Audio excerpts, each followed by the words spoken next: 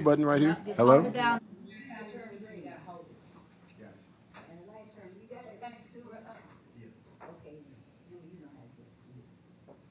worst one of all of them. I'm trying to teach somebody. I'm still seven whole nine.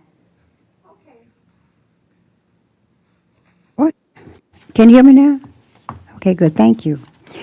Good afternoon. The Brownfield Redevelopment Authority will now come to order January 8th, 2026. Teresa, roll call. Samoset Yates, Here. Ivy Chandler. James Bennett Jr., Here. Paul Tony, Here. Satana Warren, Emma Kennard, Present. Mary Alice Adams, Present. James Childs, Emma Hall. Present. Okay, we have a quorum. Teresa, I'd like you to introduce our new members, and I don't remember being here when she was introduced, and have welcomed them to the board and have them to tell a little something about themselves and why they want to be part of the board of Benton Harbor. We do have them as our second item, but I think it makes sense to have that come first. So welcome to our new board members. We have Samoset Yates, did start back in October. Chair Hull wasn't here at that time. We have Mr.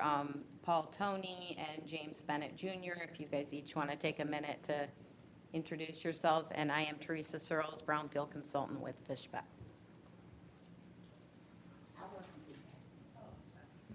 My name is Sam Rosette Yates. I'm a resident of Benton Harbor, Michigan. I'm also a homeowner over 20 years now. I was once served on this board. I had a beauty salon downtown called Beyond Basic Salon. So I once served on this board before, and I just wanted to serve again.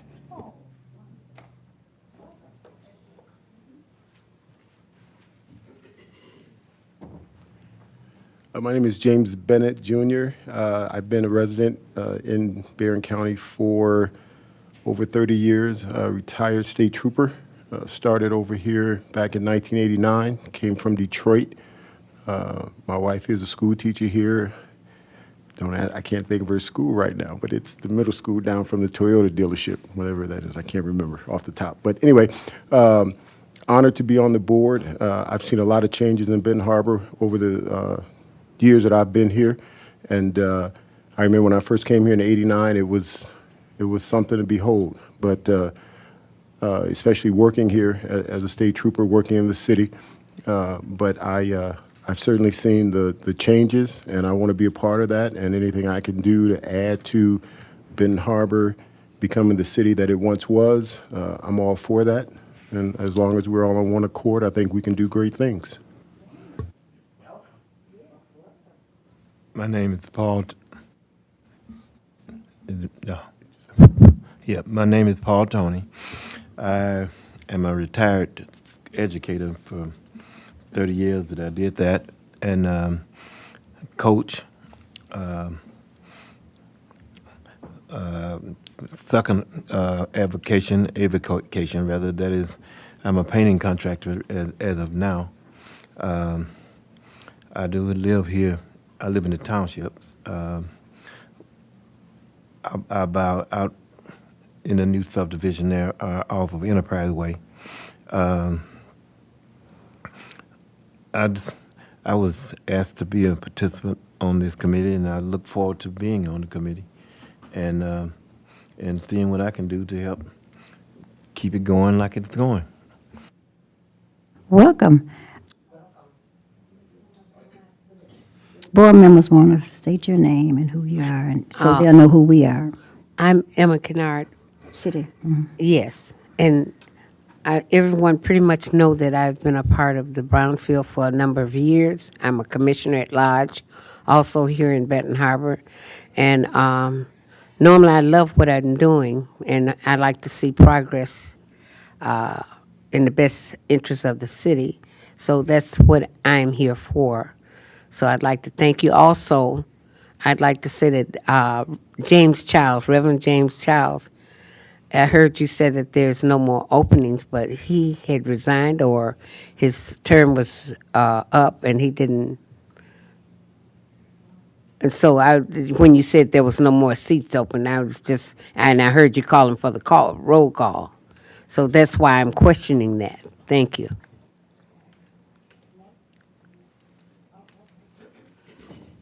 So James Child's appointment has expired. He did not submit an application for reappointment, but the way your bylaws work is you can continue to serve until you're formally replaced. So that position has not been formally replaced yet. So technically, he's still an active member of the board. Thank you.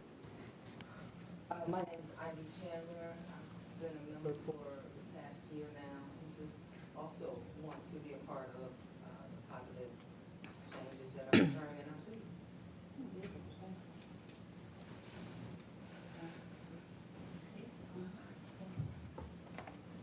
Hello, my name is Satana Warren. I'm the second ward commissioner for the city of Benton Harbor. I've been on the Brownfield for about 5 years. Time is flying. I joined because Commissioner Adams told me about it, and he wanted to get people involved, and he got me involved. So I joined. I'm enjoying my time here and a positive impact that we have been having on the city. Thank you.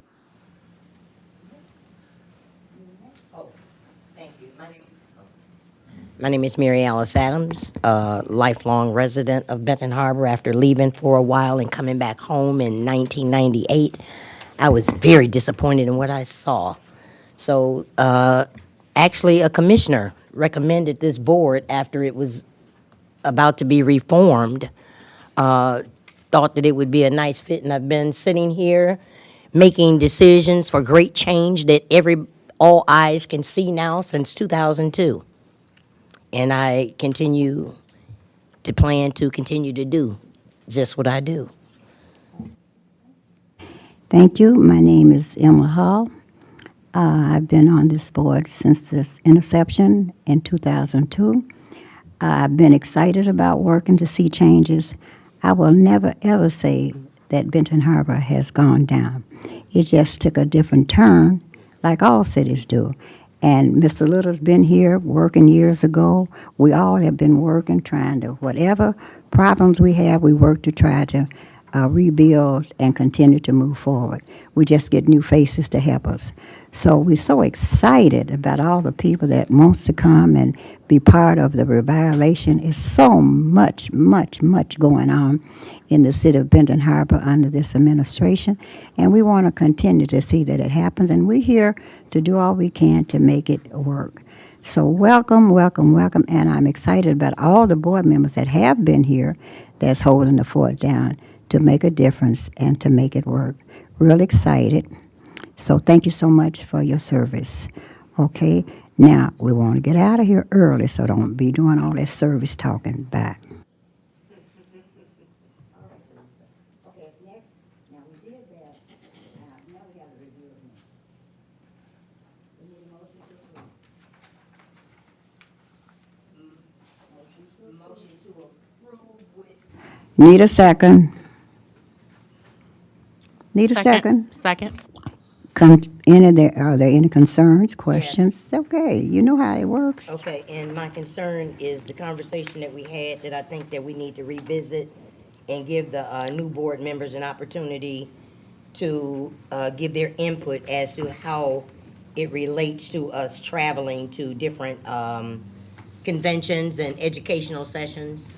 So if we could put that back on the agenda for the near future. So right now, we're just approving. Approving the minutes. Yeah. We'll, But she asked, was there any adjustments? no, okay, we're approving the minutes. Okay, okay. Yeah, so are there any changes Any to the other, minutes? no. Okay. Any more concerns, discussions? Hearing none, roll call. Warren, Yes. Yates, Yes. Adams, Yes. Chandler, Kennard, Tony, Yes. Bennett, Yes. Hull. Yes. Okay, now, Minutes are approved 8-0.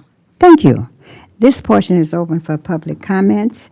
We ask that you come to the podium, state your name and address, and speak your comments. Oh, Oh, what you want? my apologies. So we did already do the board welcome, but we did just receive this communication. You want to read it? Well, I haven't had a chance to read it yet. It's from Mr. Little, so perhaps he could summarize it. Okay. We'll good at the next meeting, too, but go ahead and summarize it, Mr. Little.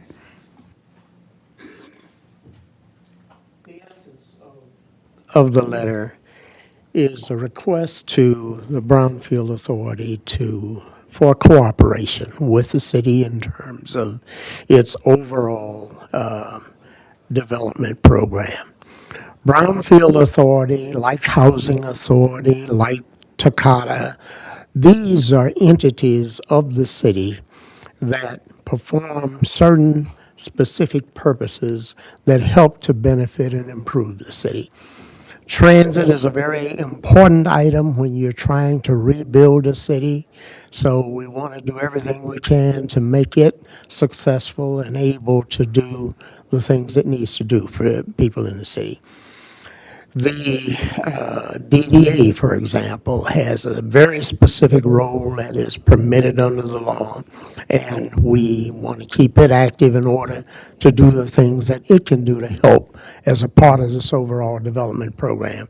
You may have recently noticed that we, for example, use the DDA mechanism to authorize another liquor license specifically in that area, and at the $20,000 real price, as opposed to the 80 and 90,000 and 100 that people bid to get licenses that other people put into escrow and so forth. Likewise, Brownfield Authority is a very important tool that we use as a part of the overall economic development plan. We as a city work continuously to try and identify developers, projects, things that fit and will promote the city, add to the tax base, rebuild our population, and all of those things that are related to economic development. The key features that are available, but you need a mechanism like this in order to make them available, is, for example, in '93, the legislature approved new legislation that would allow this body to do tax increment financing for housing. Prior to that, it was allowed to do tax increment financing for commercial and industrial and so forth. There are a number of other tools that don't necessarily require a body like this that are available for tax write-offs and so forth to help cities develop and bring in new business. What we're doing, I've had some discussions with the mayor and with some of the other commissioners over time, we're trying to utilize these organizations to the maximum to try and help accomplish the overall purpose. And also, in order to do that, because just to be frank, we're a city financially that's stressed out. We have been stressed out ever since those emergency managers left here back around 2015. We found ourselves in the utilities area running a significant deficit. That deficit occurred at the point when we stopped pumping 7.5 million gallons a day of water and 8 million gallons, and now we're at 1. But we still got the same size plant there. The shortfall gets picked up by general fund. We just had a similar situation occur this past year as we were doing all of the road improvement work and sewer and water replacement on grants that were made available to the city with the understanding that it would cover everything. After this administration got in Washington, first spring of last year, we got contacted by Eagle saying, a mistake, that we're going to have to pay back some of that. That emptied the road fund. Road fund's a separate fund, but it's all tied to the general fund. just as the income tax and all of them are. The shortage that has to be made up to keep water operation going comes out of general fund. Since road fund has been depleted to pay that back, if there's a problem and we've got to address it, we can't just step back and say we're not going to fix a big hole because the road fund has no money. We have to jump in the general fund and do it. Likewise, this organization is impacted in terms of whatever decisions are being made by a process that's at law here where the city forgoes immediate tax revenues that could come in to support its general fund and its operations. It forgoes it in order to allow this body to allow that business we're assisting to recoup part of their costs that are eligible under the law for Brownfield until that's done. That often runs 20 and 30 years. And during that time period, the city don't get that tax revenue. Yet the city has to provide police services, fire services, inspection services, on and on and on. So it's very important that we work together to ensure that we're utilizing, because that money that you have flexibility with, it comes from the 5% that you gather after the developers have recouped theirs. That money is available and could be used to help deal with some of the city's needs and so forth, that the city does not have money for otherwise. We're going through all kinds of changes to try and increase and improve services with our very limited resources. A perfect example, year before last, and that was the last year that we had that money that was available under ARPA. I believe the city spent almost $400,000 cutting grass, and frankly, it wasn't done very well. And I got out and told the people that we were working with that, listen, if we don't improve this, you won't be doing it next year. So we didn't spend another $400,000 this past year, and we didn't get it done any better than what I wanted it done, but it was no worse than what had been done when we did spend $400,000. So we're using everything that we can to help. You helped us this past year when, for the first time in I don't know how many years, we tore down 15 housing units here. I had been working on trying to get those units demolished since I walked in the door October 20 of 2020. But all of the steps and whatnot necessary to get it done, we kept going through them. We found when we tried to do 5 houses or 10 houses that we didn't get bids from the major demolition contractors, folks whose business that was to do that. We got business from contractors who'd like to do it, but they came in at $50,000 a unit, $80,000 a unit, half of what it would cost to build a house. But by banding them together and putting them out as 15 of them, we did get a demolition contractor to bid. In fact, we had several bid, and we got decent prices. The bid prices for those 15 houses ran from the low bid of about $550,000 up to a high bid of $1.1 million. We went with the lower one, but even with that, it was still more than what we had left in terms of CDBG money. You helped us with that by using part of that 5% money to enable us to tear down the remaining 5 units. There are many areas like this that we're running into shortfalls. For example, we don't have a parks department or parks maintenance operation. Yet we've had the good fortune through grants from the state and the feds before things changed in Washington to get money to make improvements like we're making the Hall Park, like we're doing in Bobo, Brazil, and with the help of Whirlpool, the Union Park, the June Woods Park, the Yarborough Park. We're going to have maintenance and operational needs that we don't have money for. We may need to come to you if you've got revenue that could be used to help do those things that would take priority over perhaps some other things that some would like to do. And toward that end, the city wants to work with you and have you work with us so that we all achieve the best that we can. When these projects that we work on get to you, like Project T, I started working on Project T in 2021, and it took a while to get everything to the point where we were able to come here to get involved with the financing.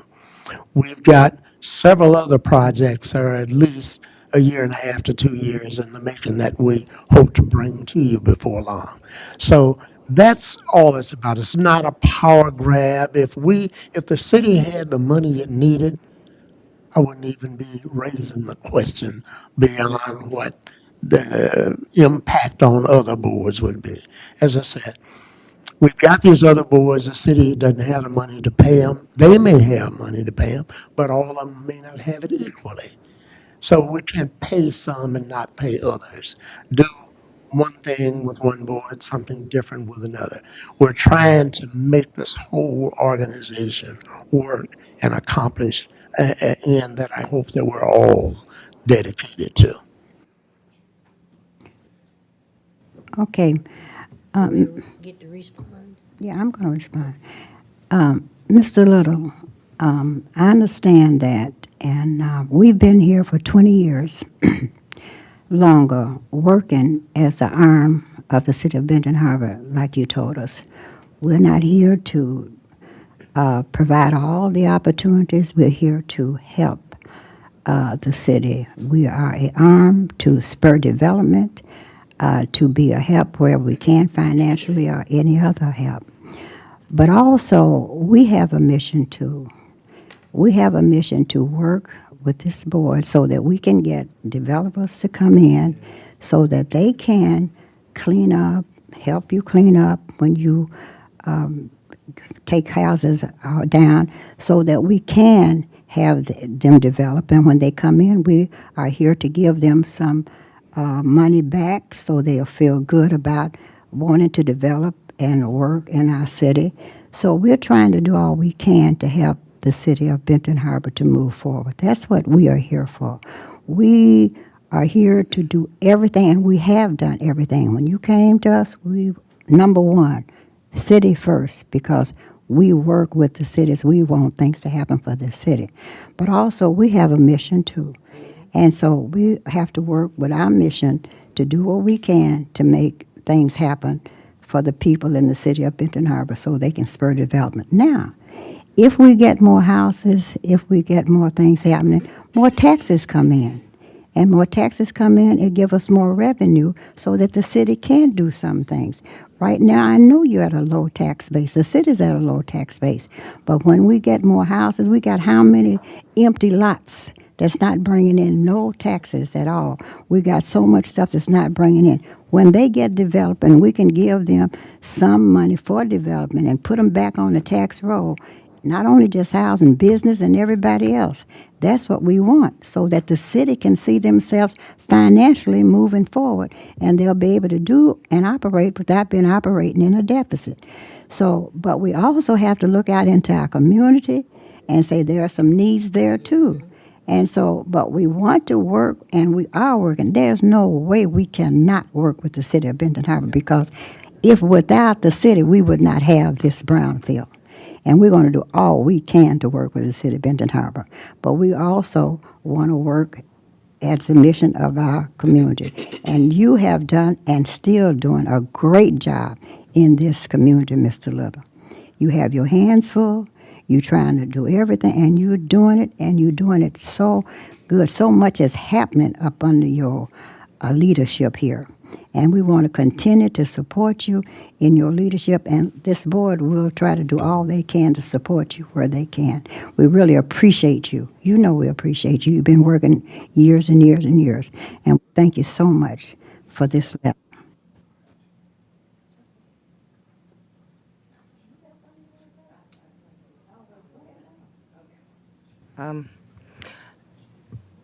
I understand we are an arm of the city. And according to the master plan, I think we should all be on the same page. I absolutely agree.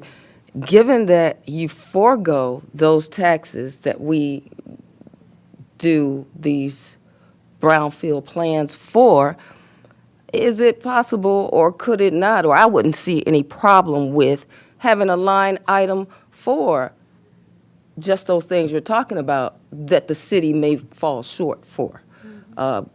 Is that a possibility, to have that kind of line item? We don't have to answer that now, we can do that later, for that night.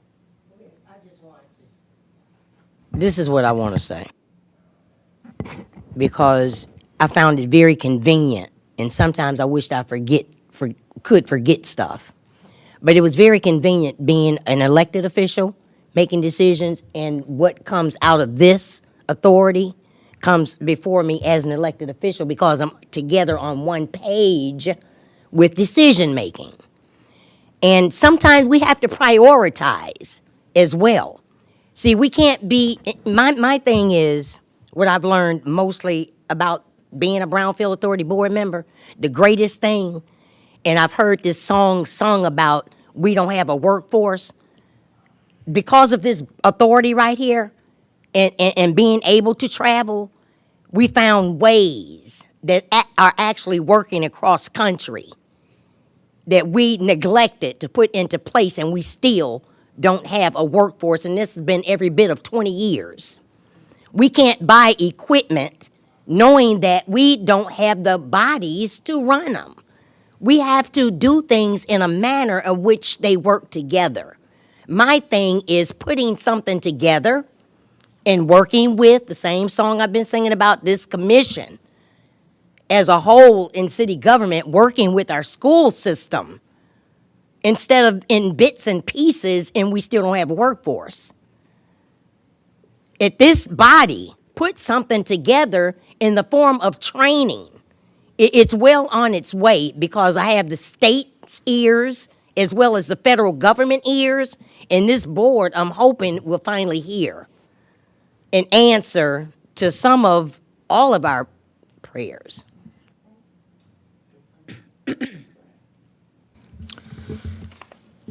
So I did get to read this letter, and I think it brings up some valid points. I mean, when you have a small amount of money, you want to make sure you use it as efficiently and as effectively as possible. So if you have that small amount of money and you can spur a large development, of course, that's going to bring in what we're looking for, the large amount of residents. So it's just somewhat common sense. You definitely want to use that small pool the most effective way as possible. So that's where it comes in with the expertise of the individuals on the board to look at that and say, okay, is this efficient? Is this effectively when we're using the money? So I think these are very valid concerns that if you haven't read it, I think you guys should read it so we can make sure we're doing the right thing, go forward by the city.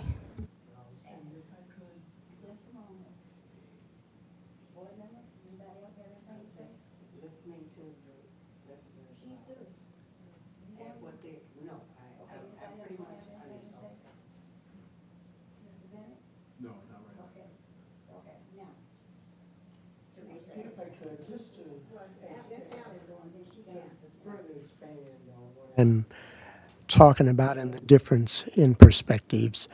Now, Ms. Adams just talked about the absence of a workforce. And in response to that, she talked about training. The absence of a workforce doesn't have anything to do with training. It has to do with the absence of people who are able, willing, and interested in doing the work. The workforce we have, most of it is occupied working, but unfortunately, not in the kinds of jobs and returning the kind of income that would really address the problem. Your workforce is having housing here that's sufficient to attract people who are able to make a mid-range to upper income.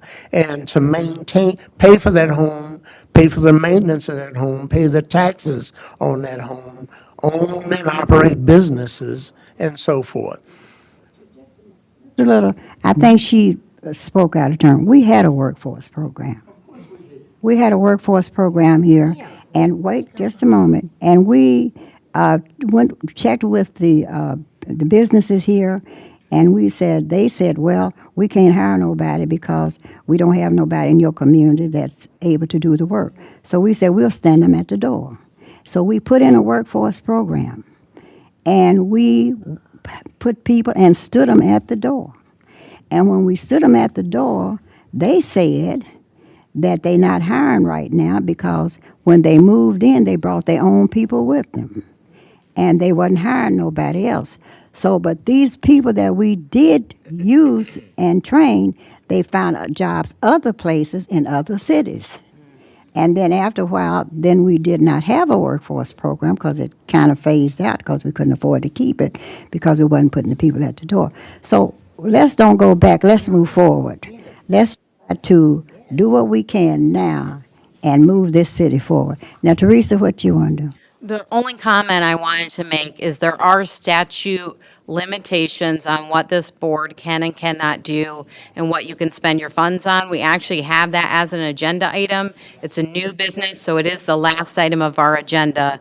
But there are definitely good and valuable things that you aren't able to spend your money on because you're limited by statute. So I just wanted to keep that in mind, that Act 381 does spell out what you can use your funds for. Thank you, Teresa. Okay, anything else? Not at this time, but I look forward to working with you all, perhaps in some types of sessions where we can really get into the detail of understanding some of those things. Yes. Because one of the things, for instance, for example, Project T, other than the pilot that was added toward the end, there won't be any tax money to come to the city on that project. And that's not a negative. Yeah. Well, But it'll be 25 years. of course, that's the nature of doing business. Negotiated that. Yeah, that's the nature of doing business. The law. That's the law, okay. All right. So we can't deal with know that. that. Yeah, okay. Next, That's all for communications. thank you. Now we have public comments.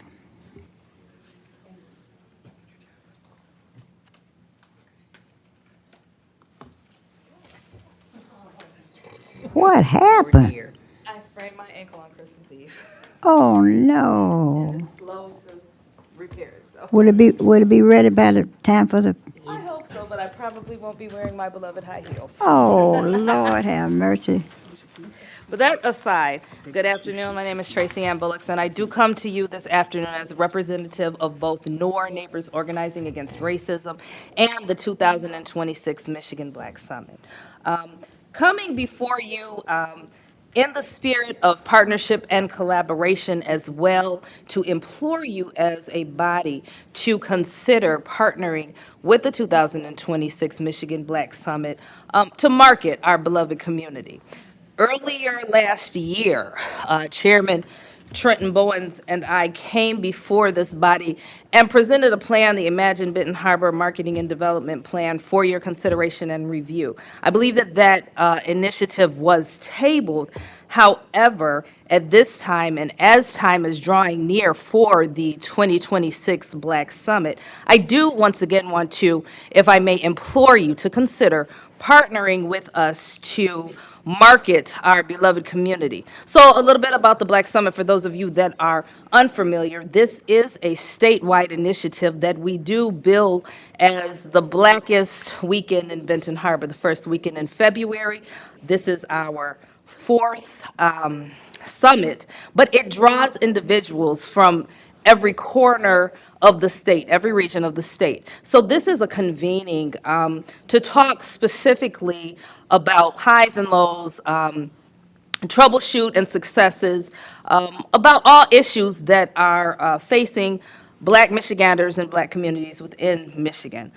One of the reasons why we are coming before the Brownfield Authority is really because you think about the authority, it is fundamentally about correcting past harms, restoring opportunities, and creating sustainable economic growth. The mission of this body and of Brownfield Authority directly aligns with the purpose of the Michigan Black Summit. We have been very grateful for the support of the Brownfield Authority in years past and are looking forward to, if possible, continuing our partnership as we are gaining steam and popularity across the state. What Neighbors Organizing Against Racism essentially is looking to do as well is to market our community for development, for redevelopment, for opportunities to help see our community grow and thrive. We are working closely also with Michigan Economic Development Corporation and the Department of Agriculture on some projects to yet be named and promoted in this upcoming year. But really, like I said, you've gotten a brief two-pager that speaks to our reasoning behind wanting to partner with the authority, and would just like to implore you all, if you would consider partnering by way of sponsorship of the summit and attendance and promotion as we look to promote the fair city of Benton Harbor as well. It has been very important to us to maintain a presence within Benton Harbor as opposed to going to Detroit or Grand Rapids or Kalamazoo to host the summit, because one of the things that we really want to do is promote our city and promote positivity and good things happening in our city. And for those of you who may not have had the pleasure of attending the summit, you really get a chance to see thought leaders, political leaders, community members, advocates, organizers, everyone in this room talking about ways in which we can improve life outcomes for Black Michiganders all around. But realistically, one of our big pushes is to promote Benton Harbor. Benton Harbor is the birthplace of the summit. Benton Harbor is where the chair and co-chair both reside, and we have been committed and dedicated to keeping it here in this community while also promoting this community and highlighting opportunities within. I think that's it in a nutshell.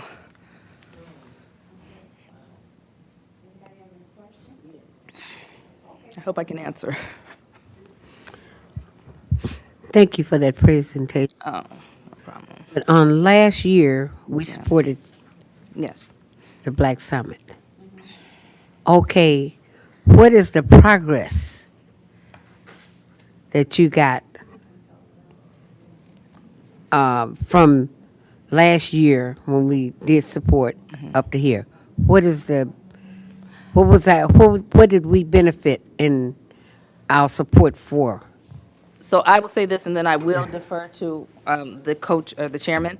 One of the things that the whole point of the summit, and now keep in mind, please, that this is just a 2-day convening, but the purpose and the point of the summit is to allow individuals from all communities and across communities to come to our community, to bear witness to, like I said, the opportunities and whatnot, but also to glean and garner solutions for their own communities to go back to and to affect change. So this is not just a Benton Harbor thing, but what I would say is we have at least assisted in bringing awareness and visibility to issues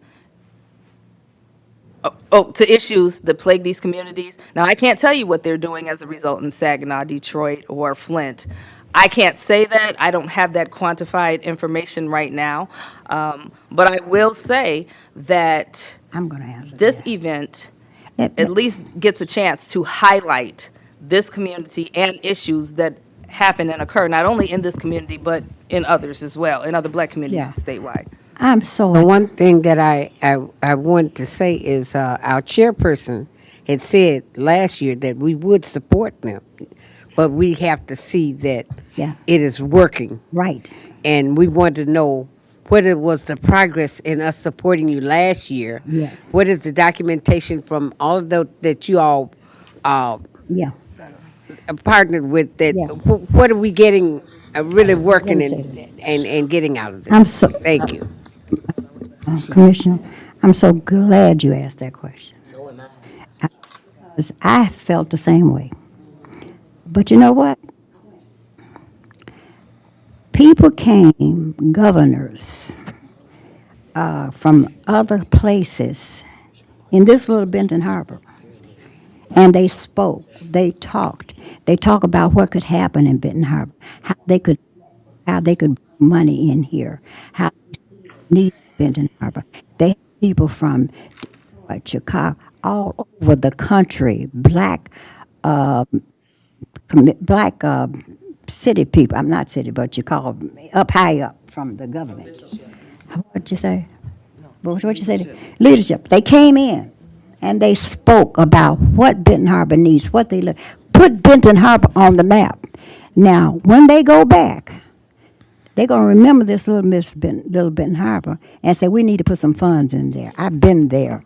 These people are trying. They're trying to work to do something.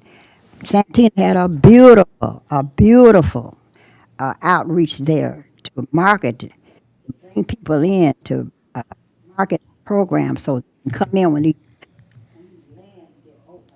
Are these mics this bad? That's correct. So you cannot see it now.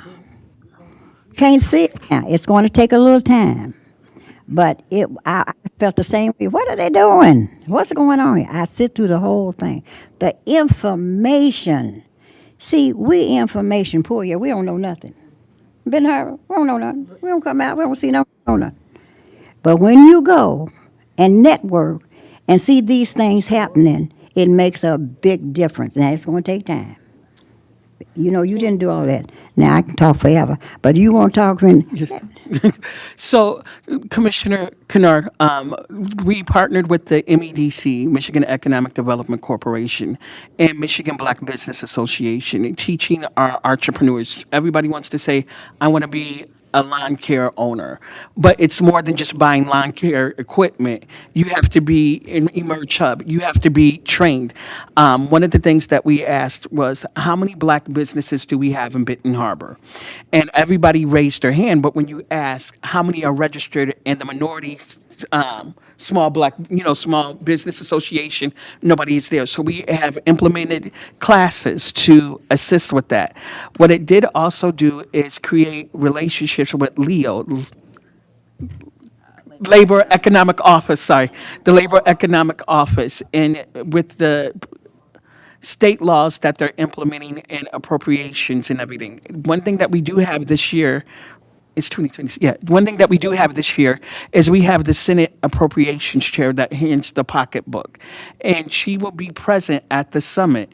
And we have Mishta, where Benton Harbor is promoting housing as the place, and we want to do with our master plan.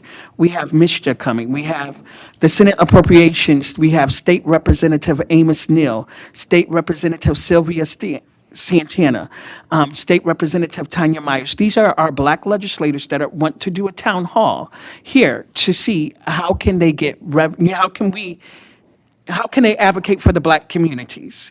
And let me just make sure I'm saying that. How can they advocate for all communities? But at the Black Summit, they're doing a focus. So change takes time, as Mayor Hall said. It takes time, but we have implemented things. On February 18th, we have a business meeting with Michigan Department of Ag, where, I don't know if you ever heard of Valley Hub. Valley Hub is in Kalamazoo. We have a food desert here, and it's been taking a little longer than what we're anticipating, but we want to get food from the box garden to the homes. So they're implementing it like they were supposed to do last year. It's been a delay. Delay's not a denial, thank God. But they are implementing it to start moving on that. They've been coming to the Black Summit. They do this, and what we're also highlighting is what happens when the city partners with Brownfield, when they partner with businesses. So we're highlighting and giving them a tour of Harbor Shores. I know the 425 agreement is expiring this year, or it expired last year, but we're promoting that. So the summit is bringing people in, creating the atmosphere for investment, tourism, and we call it the Black Mackinac. Our counterparts, European counterparts, go to Mackinac Island for their policy and to discuss their plans. We're having people come to Benton Harbor to discuss the Black agenda, and that's what we're doing. So. So, may I? Yes. Oh. And I just want to say thank you for coming up with such a marvelous idea, especially after coming out of emergency management, working with all these other underserved communities in the state of Michigan where we can't seem to get along with each other because there's such a disconnect. And this right here gives us and affords us an opportunity as Black people to come together, though we welcome all allies. I really appreciate that because that's exactly what needs to happen, and it shouldn't have taken something like the George Floyd to bring people together, but that's exactly what it has done. And just because it wasn't my idea doesn't mean that I'm not going to support it, because I hope that this is something long-term for our babies that we're worried about out killing each other. We'll learn to better socialize with one another. Thank you. So the issue more at hand for us is the whole marketing, because that's how we were able to support it last year, was through a marketing campaign. So it's a wonderful program, but we should be talking about specifically what we would have to do as Brownfield. And my question is, in September, is Trenton gone? He had to make a call. Or Okay, well, I think he might have sent this email. So Trenton, now what I'm getting ready to ask is, I think it was September, you had sent out Imagine Benton Harbor to us. So yes, we did send out Imagine Benton Harbor after talking to individuals we were told to hold and reach out. We have a talk with MEDC on also promoting that. I don't know if you remember years ago, gosh, I feel old saying that, but years ago in the early 2000s, we used to do Invest in Michigan. They used to have those tourisms. What we believe is, if we're promoting Benton Harbor as the place to grow, the place for opportunity, and, you know, we got the water, I'm sorry, I'm going all over, but we got the water and all the resources. So the Imagine Benton Harbor is part of the Black Summit, because it's promoting and marketing Benton Harbor. I just want to get to my question super quick. So the initial proposal, I don't know if everyone saw this email up here. It was a while ago, but it was too expensive. So 59,000. There was a formal presentation in October, and so the board did receive all those. Okay, so I guess everybody received it, but I just want to bring it up because they're here. So just keeping it real, we can't afford that. So Yeah, I guess what I'm understand it. That's what we asking talked. is, I see the documents you gave us, but did you come up with like a new proposal or anything, or they did? I think you came up with 20, didn't you? Yes. Proposal of 20 and under. May I add this? The Brownfield was nice enough a couple of years ago when we hosted the My Brother's Keeper Summit. Upton Hall is costly, and this was for all of our children and some that came from other areas of a summit that was hosted, and it was nice. It was so nice and educational on so many different levels. Yeah. And we got the chance to advertise, and we've been talking about educating our community about their own brownfield and what it does and how they can benefit from it. Yeah. These are some of the things that can happen to help to educate those in the community, because we don't seem to be getting it anywhere else. Based upon that, I think, and I'm going to throw this out to you, we're not going to be able to continue to support, but I was thinking all the people that get the awards could come together and make alumni, and all through the years to go out and try to raise money to help support, to offset what you need, because you got a lot of people that's alumni, could be alumni group, have meetings, raise money to support this so that we can kind of like be self-supported. I go to other communities. The city don't do it. People like them, they give their time and their energy and their ideas to make a difference. We want the city to do everything. The city don't have the money. The city can't do it. The city cannot do it. But if people like them giving their time and their talent, and then we got to say, what you doing, how you doing, you know what kind of money they putting in, the kind of time they putting in, and they spend it to make this happen for the people in the city of Benton Harbor to make a difference. So we need to try to support it the best we can, but you ought to think about trying to eventually find an avenue where you can support yourself eventually. Anybody else got Ms. anything? you Hull, want- just Oh, very who else got quickly, something if you I wanna may, say? if You I just may. got through. No, if I just may. You said something that was very important. What? But if we would look at the money that we used to spend when all 9 of us used to go on a trip. Training. We can utilize that funding that hasn't been spent in years to put towards something that, Well, it's got to be line item, though. exactly. Okay, anybody else got, back up, look, we didn't spend off your question. Now, did you get your question She answered? started it. Yes. Started, go ahead. Yes, I did start it. But what I'm sitting and seeing, that we want to see where when we put into any idea that's come to us, that it works for us. Yeah, The yeah. best benefit. That's so beautiful. There's other projects that has come and we go in like today and we see that it's working. Yes. And it's beautiful. The three Yes, of sir. us went to see the houses that is being put up for Miss King is putting up. And we can actually see our return.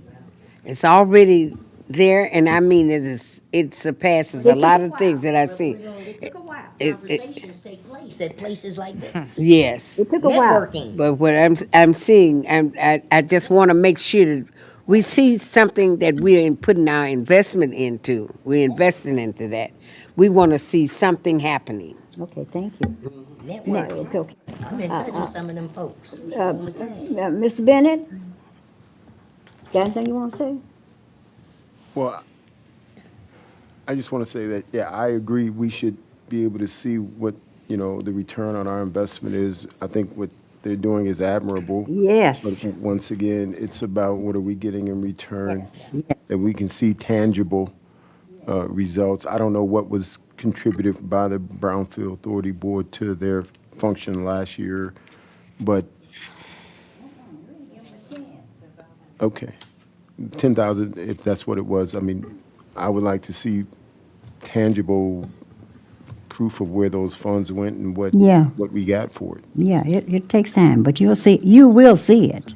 Okay, Mr., you want to say something? Oh, he already know.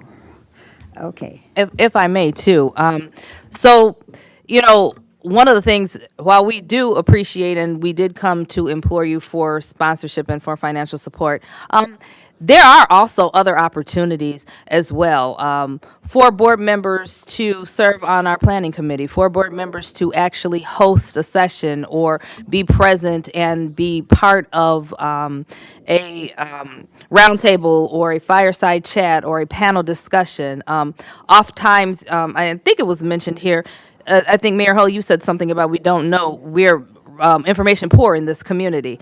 Look at the audience that you have in this meeting today. Who's here? People who have a vested interest in Brownfield, right? But if you go up to John Q. Public and ask John Q. Public, what is the Brownfield Authority?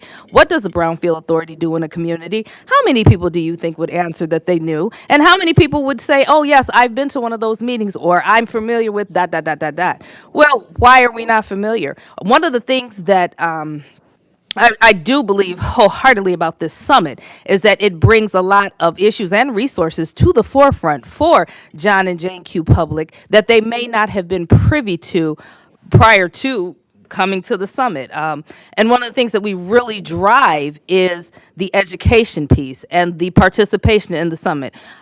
We promote our gala, which is a wonderful, great time. And people come from all over, but it's a celebratory event, right? It's a party. A party doesn't need much promotion. You get your meat and potatoes and your information and whatnot, what have you, at this actual summit and education. And if you don't attend or if you haven't been, I would implore you personally to just come and to check it out for yourself. But even more so, why not be a presenter? Why not have a session about Brownfield, about Benton Harbor, and things of that nature, so that there is more information promoted, and you can see a visual and visible, tangible return on your investment? Because if you don't come, you won't see. And we all know, obviously, that, you know, a journey of 1,000 miles starts with one step. You don't get from mile 1 to mile 1,000 in 2.2 seconds or even in 1 or 2 years. This is a build upon and a process as with anything else. So I would, once again, like to implore this body, consider and think about what you are able to do. We would love you to have a presence and a much stronger presence if the whole body was to come and facilitate a group-wide session, because these are people, 300, 400 people in one room from across the state, lawmakers, policymakers, and lay people and the like. There was something else, but I'm sorry. That's okay, I but lost my train of thought. nothing like this has never happened in Ben Harbor. But let me say this. We say something tangible. Do you realize the information that I got when I went to this summit, the days that I attended and the different sessions that I attended? I be in these meetings on Zoom with people across the country in Michigan that was there. We're sharing out resources and stuff, knowing when grants and stuff come about. We are capacity building. This Justice 40 thing has not died. Trump stopped some funding, but there's some funding coming through, and we're applying for it. Myself and other organizations around the state. When we don't apply ourselves and in the networking process, and I guess it's just people that want to truly just get some things done, which it happens to be me. I don't know why, but yeah, I'm. Okay, Oh, thank you. I've attended the summit the last 2 or 3 years, however long it's been, and I've enjoyed it. It's very informational. It's great. But it's essentially preaching to the choir. Because those people who are there, you know, we got all these leaders from across the state, and that's great, and they're bringing their people, but most of us who are there are already educated on what's going on and what's happening. So when I'm thinking about return, I'm saying, okay, that's a 2-day event, true. And it's a lot of capacity building because people are going back to their communities and maybe employing stuff that they learned there at the Brownfield. But what are we doing in the rest of the year that's supporting our community? And I know last year, part of the support went to advertising the city. And that's a great thing. But I have to agree with Mr. Little on that. the what? About spending that money attracting business. That's a master plan thing. That's our responsibility as Brownfield to promote Brownfield or to promote whatever we're trying to accomplish in Brownfields. Now, since you said that now, you sitting on this board, you have to have advertising to promote. I agree. Now, the only place that I know of, talking to you, Teresa, is the only time we've advertised has been with them, whatever stuff we've done. Other than the books and the ink pen. Well, we did that years ago. We have not. Okay, I'm talking. Yeah, okay, that's all right. That's okay. But you know, it never ceases to amaze me. By my people. When we don't have much to give. We don't have much at all. We here trying to help the city, trying to help the city to rebuild. But also, we can see where we can use your tool that you have worked so hard with to promote our tool.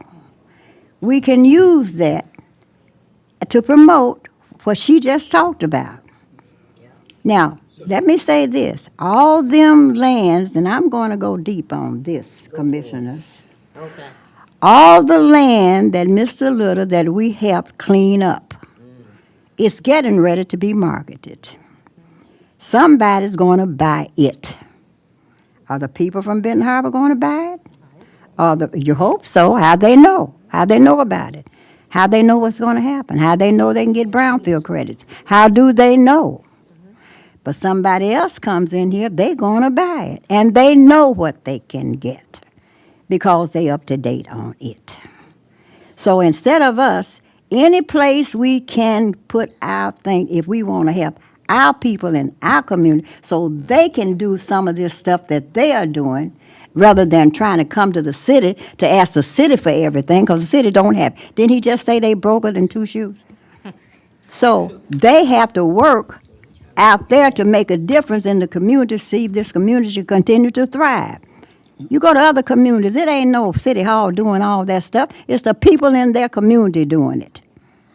But every time somebody come here, they get the 3rd degree. You bring me this, bring me that, take this, go there. But now I done told them up front. I done told everybody up front.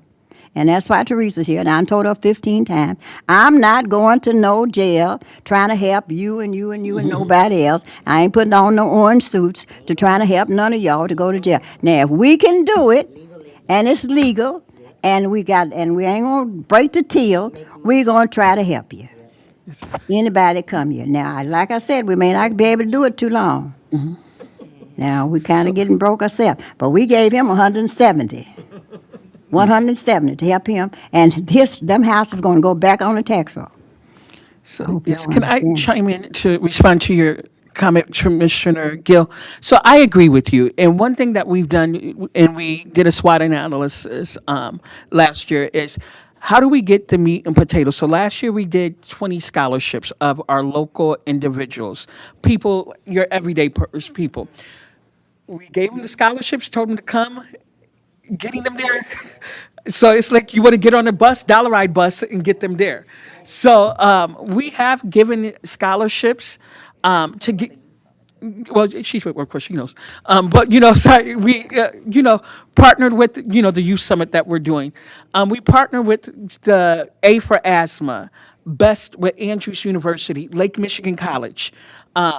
This year we're even going to Kalamazoo to get other people, different people, to bring people. Ypsilanti, it's Ypsilanti, right? They're bringing a busload down. So we're trying to get the regular people to the meat, and Commissioner Henry's thing, meat and potatoes. It's making people take, I'm on live, never mind. But it's making people take the initiative to come. Because we can feed a horse to water. Okay, absolutely. And we face the same thing in the industry I work in, workforce development.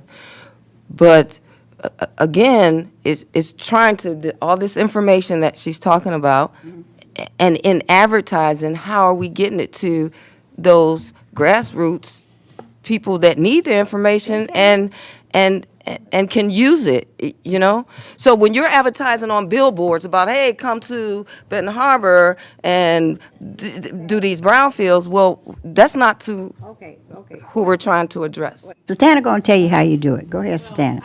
I had a comment. I had my hand up for a while. I just want to make sure, because I feel like this is kind of going off on a tangent. We know the Black Summit is amazing. I don't think we need to say that anymore. We're clear. The issue at hand is more so the advertising that we would do. So we heard a couple of comments, and one of the things that was in that initial email from Trenton, he had broken down some ideas for advertisement. I know time is of the essence, and a lot of these are too late. But for people who didn't have a chance to look at it, or if you're new to the board, I just want to read it. He said billboards, which is too late, website development, graphics and printing, newspapers, and just the same thing we did last year. We had a table there. So those was just some of the things that he talked about in the advertisement.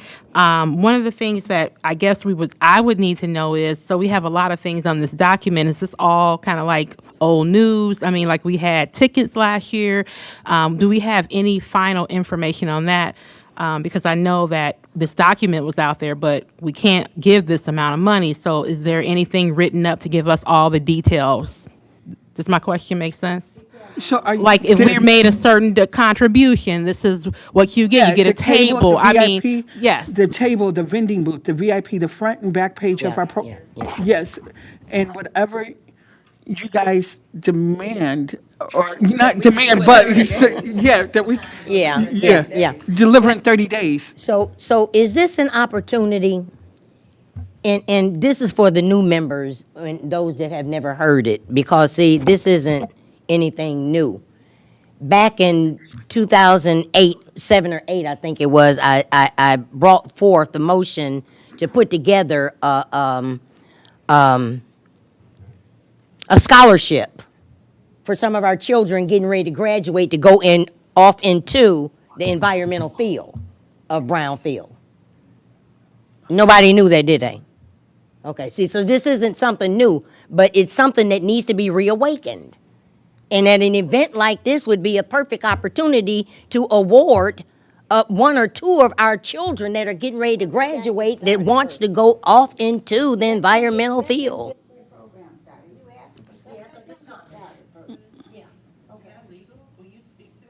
It is, we had the document, Mark, had fixed it, yeah. Trying to give them some money and then find a way to take it back. Go ahead.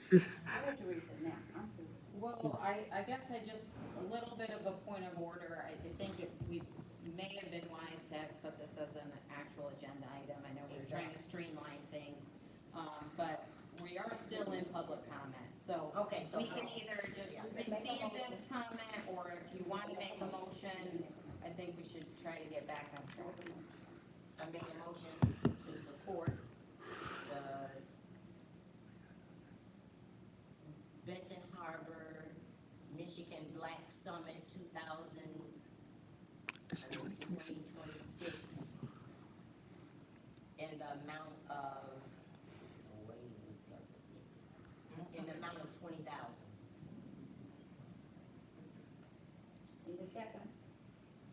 Need a second? Motion. I mean, can we accept the motion and discuss it? No, there's no second, So I make the motion, the same motion with the lower amount of 15. Need a second? Need a second? We don't have a second from none of the board members for 15,000? To support the Black Summit? Can I make a comment? Yes. I just want to know, what is the budget that we have to work with to begin with? I guess is it?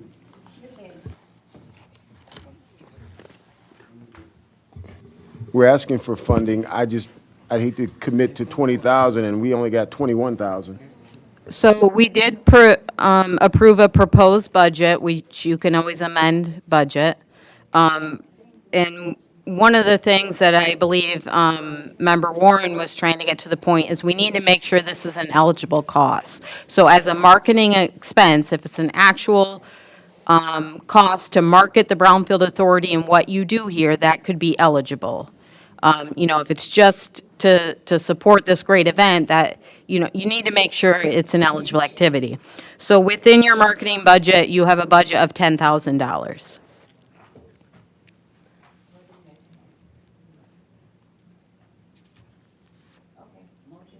Lack of support. Next, go ahead and redo it. 10, she I make said. a motion to support the Black Michigan Summit for 15,000. That died. That Yeah, died. that one died on the table. Would anybody else want to make a motion? Well, do it for I make a 10. motion to Do it for support 10. the Benton Harbor. Oh.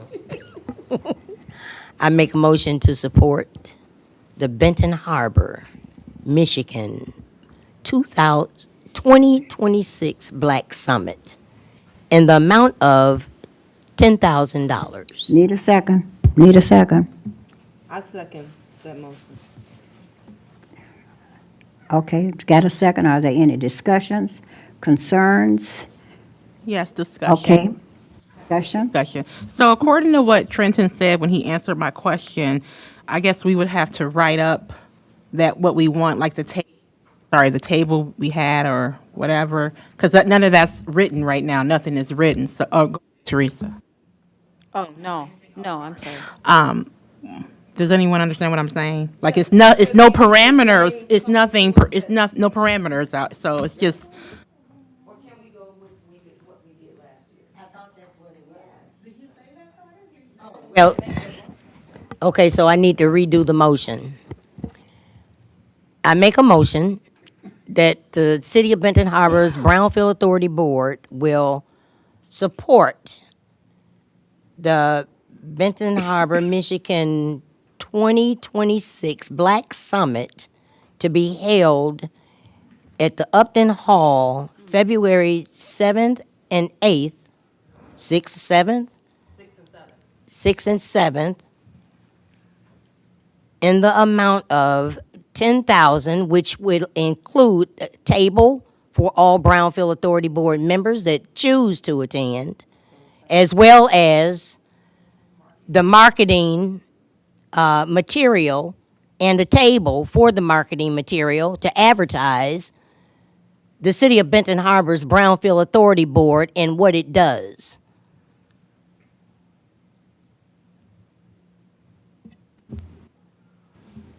Second. I second the motion. Then second, are there any questions, concerns, Teresa? Are you asking that they provide the marketing materials on this No, board? I I'm not quite clear. recommend that this board uses the same material that it provided and was purchased last year Okay. for the advertisement with the table that will be provided.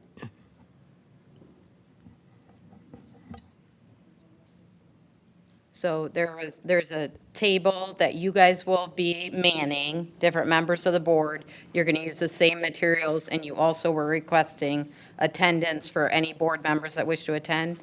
Is that accurate? Yes, ma'am. And if I have to, we'll man the table. And can I get one more? And one just other thing, I know money is of the essence, but I think it would be good to have literature talking about individual residents. Like if someone came and they had one home, that they wouldn't really be an ideal candidate because we're looking for multiple properties. When we, the plan doesn't work. Do you understand what I'm saying? So if you come in and you're trying to develop one house, it's not going to be a tax incremental plan. So I'm saying, since you guys were talking about educating the people, I'm saying we need to be clear to the people that if they're coming, they're getting excited about Brownfield and they have one home, the plan is likely not going to be beneficial. So that might be smart to have that literature on the table if it's just individual residents coming to pick up information so they at least can read, when it's beneficial. Does that make sense? Yes. Will it be beneficial for one homeowner? Yes. We've done the math, and there has not been sufficient tax increment. It's technically eligible by statute to have By only one statute. housing unit. By But to have a statute. brownfield plan in place, you do need tax increment created. So typically, there is not sufficient tax increment for redeveloping one home. But if according to the 381 Act, it says it is permissible for one home, It's I'm permit, going to say it's not. well, it's permissible, but if you don't, as a function of the math, if you don't have tax increment, then you have nothing to reimburse. This is why I the. want to say something that's directly in contradictory to the act. 381. We just want to be clear and honest. And if we, like when Ms. King came, do you guys remember, she had multiple properties and it didn't work. So I'm just asking, I just don't want people to come and be very disappointed if they get here and it's not a benefit. That's my only concern. I understand what you're saying, but still, we can't say or should not say anything that's directly contradictory to the act. To the act, yeah. I'm not asking for us to say anything contradictory. I'm just saying, do we want to give accurate information to the residents? That's all I'm asking. If we don't want them to know that it's not beneficial, that's what you're saying. But I'm saying that's a whole process, getting Teresa involved, and we've done the math, and most of the time it's not beneficial. And that's the key. Most of the time, we don't know when it would be, or if it would be. Just a moment, just a moment, just a moment, just a moment, just with the act. With 381. Yeah, just stay with the act. That's all you can do is stay with the act. Okay, Teresa has her hand up. I would say that it is wise to give people an idea of the types of projects this board could support, so that they're not coming disappointed, that they're not wasting your resources evaluating things that won't work. Okay. So I will say that Fishbeck can prepare a one-page sheet that kind of explains the types of things that the Brownfield Authority supports that you could use at this event. Okay, can we do this, Madam Chair? Because we've talked about it, and it's been over a year now, and it hasn't happened, and I don't know why, but the books that we put together are old with the developments that we've done, and something needs to be updated. I don't know whose responsibility that is or what that would look like, but just some pamphlets of some of the most latest. Yeah. Mr. Little checked for them, didn't you? But you couldn't find them? Didn't I give you a book? I gave you a book, an old book. I had a couple Okay, of books. we'll take that up later. We'll take that up I later. still have one. All right, we got a motion on the floor. Roll call. Warren, Yes. Yates, Yakes? You Yates. You can decline. You can abstain if you don't understand it. Abstain. Adams, Yes. Chandler, Yes. Kennard, Yes. Tony, Bennett. Yes.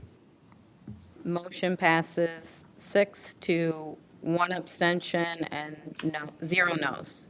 What about me? Oh, I'm so sorry. Chair Hall. Yes. Okay, so that's 7 to 1 abstention and 0 no's. Okay, thank you. About the document that she says Fishbeck can provide, how soon can we have that for review? Because they'll need it, this is happening, what, February 6th?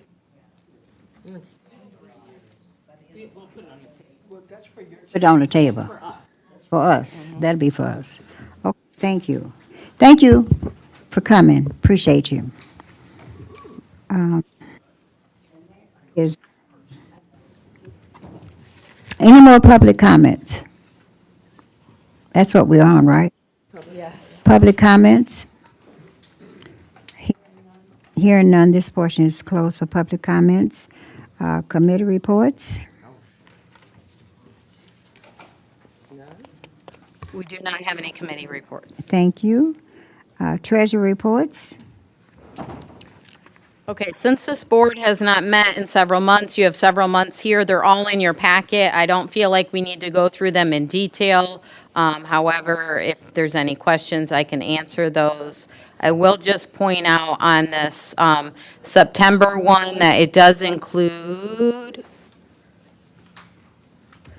your summer tax receivables of $264,979.50. It was booked in September, that's when it was, but I actually just received the check tonight, so I need to deposit that in the bank. Then I think we should move down to December, because that's your most recent financial statement.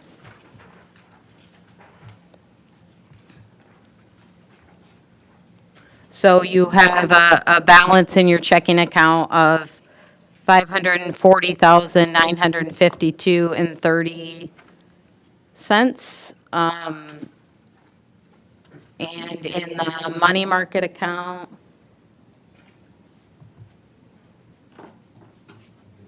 let me see. 197,478.79. So you have your total liabilities and equity is a little over $1 million. If you go to the next page, that statement of income and expense, you'll see that for the month of December, you earned 254, a little over dollars of interest. So year to date, that's a little over 1,600. Most of your income was from that property tax revenue.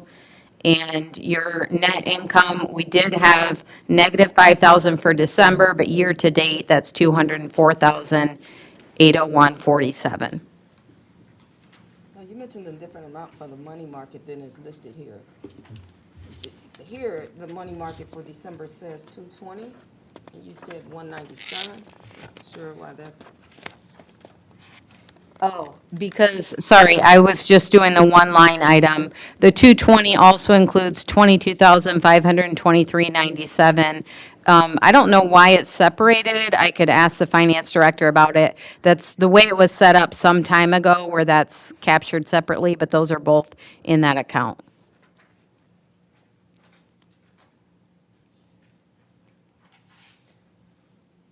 So I think we could entertain one motion for all 4 months unless there's any questions or concerns with doing it that way. Support.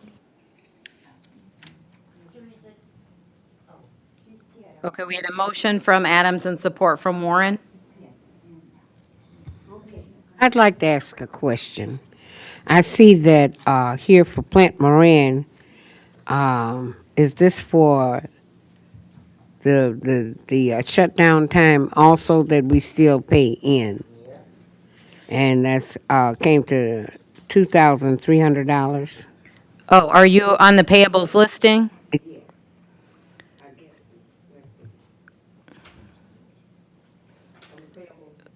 So right now, we were just talking about the financial statements. But yes, so she does prepare the financial statements whether we're meeting or not. So that's why you see all 4 months in your packet, even though some of those months we didn't meet. Even when it came to fishback, which is $5,280, although we didn't meet, So it still comes out. respectfully, if we could hold that until we get to the payables listing, because I think those questions are on those payouts. So right now, this is just for the financial statements for September, October, November, and December. And we have a motion on the table from Adams with support from Warren. If we have any further discussion on the statements. Questions, concerns? Hearing none. Roll call. Warren, Yes. Yates, Yes. Adams, Yes. Chandler, Kennard, Yes. Tony, Yes. Bennett, Yes. Hull. Yes. Okay, financial statements are approved. So now moving on to our payables listing. Okay, so the first invoice on there is for preparation of the August financial statements. That was the standard $550 for last year. As you'll recall, in October, you approved an updated agreement with Plant Moran that upset to $575. This second invoice covers September, October, November, and December. So those are 4 months at $575 is the $2,300. So whether you meet or not, she's still preparing those financial statements. That's what that covers. Fishbeck's invoice, this covers all of September, October, November, and through December 26th. So yes, there was still, there was some back and forth with the credit union. They switched over platforms. There was quite a bit of work that Member Warren had to do with the finance director to get her all set up. So this is actually quite a bit lower if you consider this is 4 months of our expenses, and that's because we did not have as much of a response or need without the regular meetings, but this covers everything that we did do during that time. Okay. Motion to approve. I'll make a motion to approve. Need a Support. second? Okay.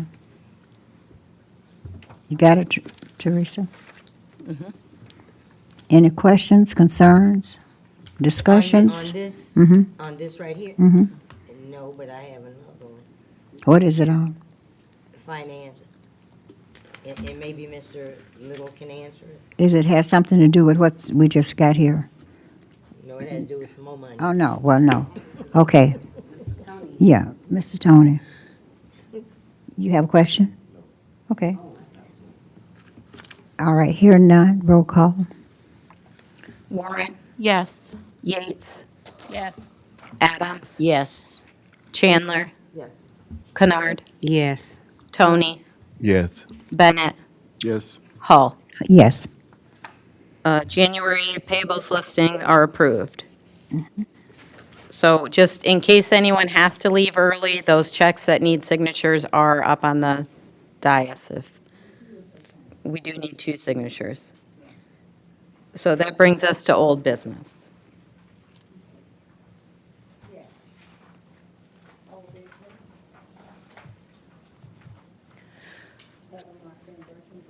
So this is the Abba Marsh Brownfield Plan. We're not going to get into the details of the plan. This board already reviewed and approved that. The city commission already approved that. This is the reimbursement agreement, is typically done at the same time, but it was not formally approved.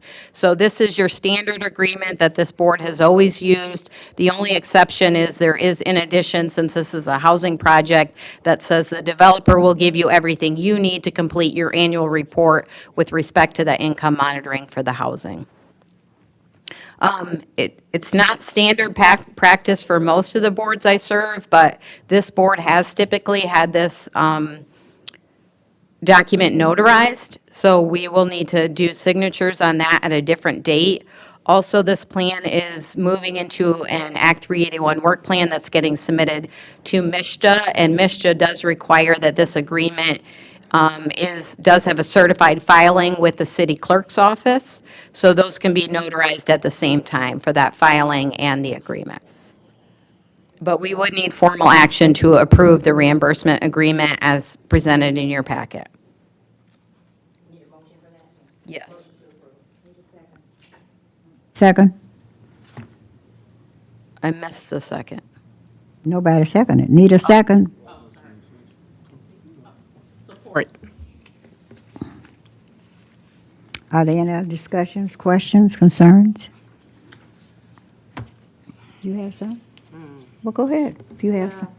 You know, Push it. Probably kind of moot at this point, but I just want it noted that, you know, we're moving forward with this 381, but in their plan, they indicated that this would be, I need a second. what is it called? Market rents. The market rates. But for the purpose of what they're using them for, they've reduced them to affordable or whatever that was. Just, it's no turning back on this now. Is that correct, Mr. All Little? 8 units are at affordable rates, and this is exactly, what's in the Act 381 plan has to be exactly consistent with what's in the Brownfield plan. There are no changes from what this board and the city commission has already approved. Okay. So are you, Mr. Little, are you aware of what I'm referring to here? Yes, I am. Okay. So, yeah, I just want to. And if I might add, I received notice yesterday from the state that they'll be submitting theirs, part they are reviewing, back to us shortly. So I'll abstain at this time. Any other concerns? Roll call. Warren, Yes. Yates, Yes. Adams, Yes. Chandler, Abstain. Kennard, Abstain. Tony, Yes. Bennett, Yes. Hall. Yes. Okay, motion carries 6 to 2 abstentions and 0 noes.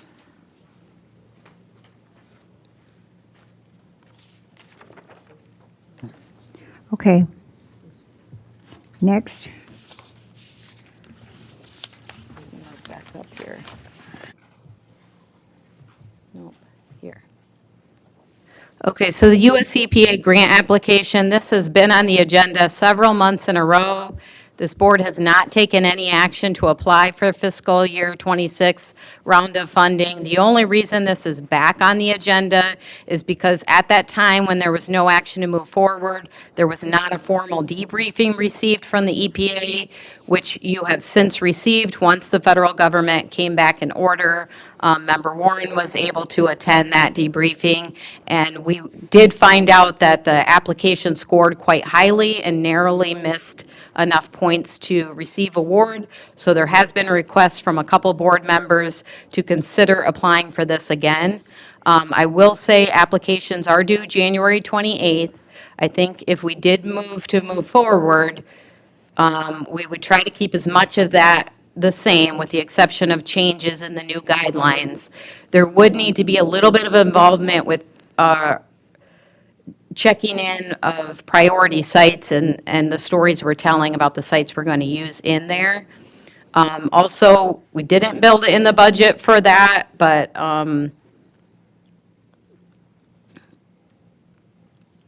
yeah, I guess I'll start there.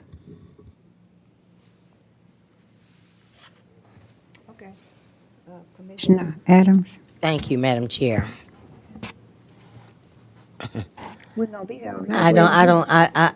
I was just on a meeting about this grant with some other organizations, and I don't want anything to overlap.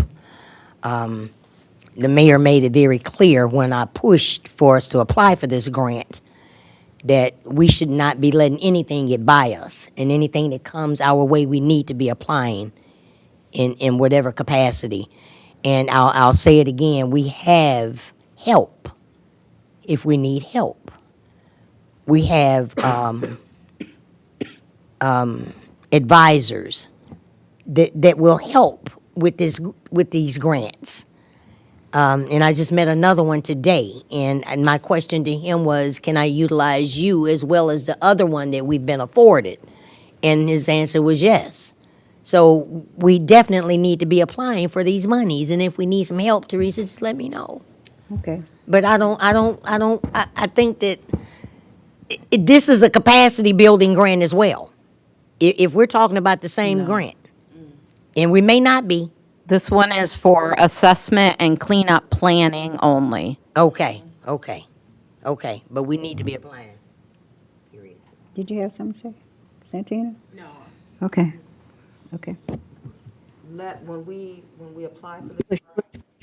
When we applied for this grant last year, it was with the understanding that if we did not obtain the grant, that we'd at least have enough information to move forward the next year.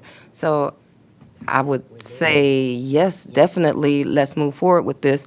And for that information that was missing, Mr. Little, is that something, first of all, do you see the need for this cleanup grant? I'm sorry, point of clarification, no cleanup is allowed under this grant. It's only assessment and cleanup planning, but no Planning. actual cleanup. So I just want to Okay. be clear on what the grant could be used for. So there is a need here. Yes, we discussed that, and I think there is a need. Our situation is, it's iffy because since the last time we applied, we got a different administration in Washington. You don't know what they're going to do, but if you don't try, you know you won't get it. And I'm certainly willing to work with Teresa and try to do all we can to get money and see what happens. Okay, that being said, may I ask the question as to if in fact we can utilize some of our youth, our older high school students with something within this within this grant? There's no job training. No. It's part of, that's a separate grant. Yeah. But No. educational, Okay. whatever we can All do. right, any other let us- questions? Any other questions? Let Yes. us always, All right, he's got the floor. And this is just for clarification, do we have on staff? Did you push? I'm pushing. Okay. Do we have a professional grant writer? Within the city anywhere? No, we don't. So when there are grants that we are interested in, the process is to go through Teresa? You're the grant writer, I guess de facto? So I work for Fishbeck, so we have a team on our Brownfield department. There's about 8 of us. So last year, these grants are highly competitive. Fishbeck wrote and was successful in helping our clients secure 5 out of the 6, I think it was, somewhere like there, of successful grants in Michigan. So we do have a lot of experience in preparing these types of grants. But yes, we are a separate contracted firm that would prepare them on your behalf if contracted to do so. That's how we did it last year, For how much? for 5,000. We spent quite a bit more than that. We donated the other funds. So I think if we did it this year, we could do the same amount, realizing there's some efficiencies there. So just for clarity, you said 5,000, that's 5,000 per grant? Is that 5,000 contingent upon how much the grant is for? Is that a scale thing, or is that a flat rate regardless of how much the grant is for? Great question. That is a flat rate that what you would pay Fishbeck to prepare the application. If you are successful in getting the application, I believe it is $4,000 over 4 years. Did I say 4,000? 400,000. Yeah, I was getting ready to say, Excuse you me. crazy. $400,000 over 4 years that you could use to complete assessment activities within the city. If you are successful, just because we wrote that grant does not necessarily mean that Fishbeck would do the work. There is a separate bidding process this board would have to do to choose an environmental consultant. But once you have an environmental consultant in place, which could be a separate firm than your general brownfield consultant, they go through a quality assurance process, and then you can only use that consultant for those grant funds, if that clarifies. Process. Anything else? No, that's good. If I might, just for further explanation, because everybody may not have the same level of understanding about those. A perfect example of an assessment was what was done on the Wells Street portion of the Project T property, where it was determined that there was some kind of oil-based liquid flowing down the side of Agard onto that property, and that it would have to be abated in order to develop the property. Sufficient work was done to do the assessment to determine that the problem was there. But to date, we've not been able to do anything really to abate it yet. Yeah, that would But that's sort of part of the process, Right. is that we look at different areas that we plan to do development on that are the city's priority areas for development. And then we initiate a contract with a qualified firm to do an assessment of those to determine if there's a problem at all, and if so, what the nature of it is and what it might require. Okay. The only other thing I wanted to mention, because I know the question has come up in the past, why the application was through the city itself and not the Brownfield Authority. You do need to have a unique entity identifier number set up, which is through the city. This board does not have that on their own. So Right. if we applied again, it would be technically through the city. Perfect. But I think the idea is that administration would be through this Right, board. we understand. My thought process on this was, we gave Fishpack 5,000 last year. Now, she brings this again, and it's January the 28th, the window closed, right? You see what it is now? It's January the 8th. Now, we got to give another 5,000. I don't know how sure. I suggested wait, and she would work on this for next year. You don't want to do it, but if you want to do it again, and is here's an just a moment. option. Just a moment. I'm talking. If the window closes, and I don't know how they Fishback can get it together to be sure that we might get it. She said she was right close last year, but I don't know. But that's another 5,000. So if the board wants her to put it in, fine. I'm only one, but that's what I'm thinking. And it's a competitive grant. Will they have it again next year? But if we get it, fine. But if we don't, we got to go back to the drawing board. She only got 20 days, But we less than that. and you didn't get it. Less than that, but And you we didn't have get it. information now. We have information now and a better roadmap of this next application of the grant. And not only that, we'd have 400,000 over the course of a couple of years to do some abatement that we normally Okay. would have to come out of Put pocket. a motion on the floor. You to want her do. to go forward with the grant. Need a motion.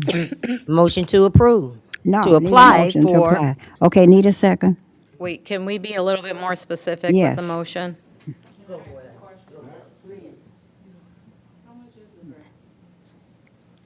$400,000. Can I ask a question? When did we first become aware of this grant? as a possibility of Year before last. Year before last? okay. Nobody was listening. Okay, and even up to this point now, with 3 weeks to go, it was never brought up to apply sooner than right It now? was. It was. But it was not, Right. it was shot down? But given all honesty, the situation was we didn't get feedback on our application last year until, when was that, last December? It was in December. And then we had Christmas break. We didn't meet. So it wasn't like, oh, everyone just slept on it. I mean, being honest, that's what happened. We just got feedback, and I was the only one on the call, and I had 9 minutes to try to get all the feedback. And I did my best to give it to the team, but it was given to everyone in December. That's not what he was saying. I approached this board with this in email to let them know that this money was coming available for this board to apply for, which I do all the time because that's what I do. And we chose not to. But when we did, there was a time limit and it was Absolutely. tight. But we did apply. And now we have a better roadmap and another opportunity to apply again. And I think that that's what we need to do, and we need to make a motion. Okay. He still got the floor. You still have the floor. No, that answers my question. Okay, I just thank you wanted to so know much. how long Anybody else? of a time window we had. Okay. Santana? For Teresa, do you feel that your team has adequate time to, And that's the key right there. I know you had a short amount of window last time, but Ms. Hull had a great point. We got rejected. So with the same window, in your honest opinion, do you think that your team has enough time to adequately apply for I the would grant? prefer more time. That's why we've talked about this for so many months in advance. But, I mean, we'll make it work. She said she. I said I would prefer more time. That's why we talked about this so many months in advance, and we weren't preparing because there was not an appetite to move forward at that time because we did not have that feedback. It's unfortunate that we did not get that feedback from EPA until so late in the game. And so now it changes. Will we do our best to pull together the changes that we need to and make it happen? Yes. Ideally, would it be better if we had more time? Also, yes. Y'all want to give Fitchback another 5,000? I will say, well, I guess we'll vote on that. Yes. She wants to ask another No. question. Okay, you have the floor. Fishback 5,000 for 400 and something thousand. If we get the grant. That's what I was just gonna say. Whether we get it or not, they time has to be paid for. Because it can be shot down. It's a, yeah. Yes, it's a highly competitive grant. Very highly. And then there is an option to wait and apply next year. We do expect they will be even more competitive next year. Yes. But if we would like to do that, my suggestion would be we start planning in the summer. Right. And really gather the data we want on Absolutely. Are sites. you all up to it right now to beat this deadline? I will make it happen. There you go. That's what I need to hear. He had his hand up. Okay. Is this grant something that is available every year, the 400,000? It's something you can Actually, there's a apply for every year? This specific grant in general for the assessment? Typically, it has been. I mean, there's never any guarantees, but typically it has been. But they're becoming more and more competitive to be able to be awarded them. Oh, okay. Go ahead. I'm going to just say this. I think $5,000 is not chump change, but if you stand to get 400,000, Thank you. we were just willing to give 10,000 to the individuals that were here a little while ago. Yeah, And I think 5,000 is not yeah. a significant amount to get the 400,000, provided they can do it and present a good packet on our behalf. That's all I have. The return is greater. Potential return Let us is, pray. And hold on to faith. let you be quiet for a minute. Everybody's had their say, so it's time to vote. Well, we technically don't have a motion on the table yet. No, but what it's going to be I time. make a motion. Just a moment. The last year, We did give 5,000. We get nothing if we don't win it. This year we get 5,000, we don't get nothing. But if we get it, oh, it's great return, okay? But when we gave the 10, we're going to get some return eventually here. We'll go for it. The board has the right. I'm only one person. So, you said we just gave the sum of 10,000. Oh, yes. Yeah, okay. We're gonna leave them out Now, of we're going to this. leave that alone. They're gone. Now, so. But we're gonna make a motion. Wait a minute, you're going to make a motion for her to go through it now? Okay. We're gonna make a motion that our consultant's Fishbeck applies or actually reapply for the EPA grant for, is that assessment? That's due January 28th, 2026. Need a second? I second the motion. Been motion and second. Are there any discussions, concerns? Any Just other? have one quick Okay. comment on my comments, Teresa. Will you work with Mr. Little on the one where they were saying they needed clear?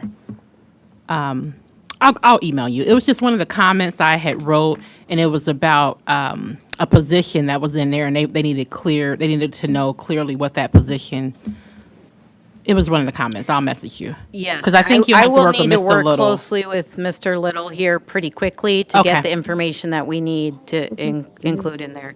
Does your motion include the budget of $5,000 to prepare the Oh, I'm grant sorry, application? and that budget will include paying Fishbeck the 5,000 to complete the application.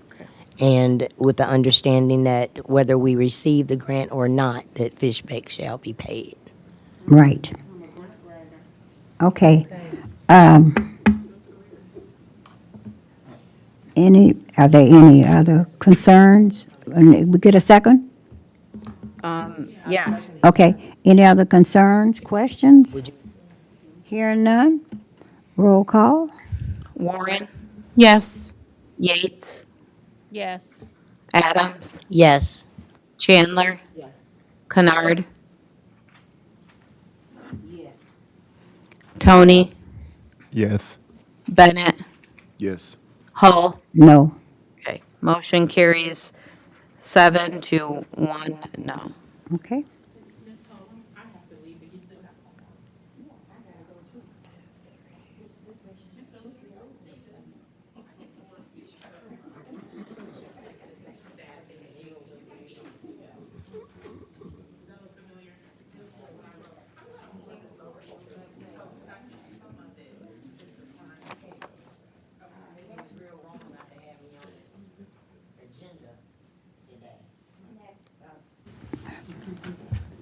Kings Court.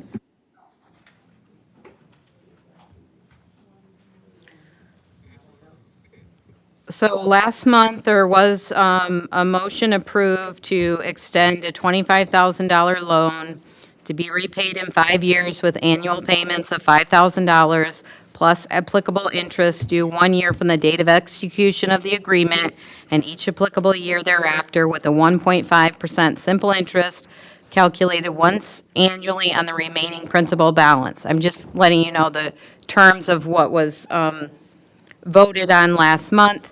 And then we had talked about having a bond as that mechanism to protect the authority and your interests for the loan. So just wanted to provide an update. I have been in communication with Ms. King, and she's here, so she can provide an update as well, looking into the options for the bond. So I'll turn it over to Ms. King.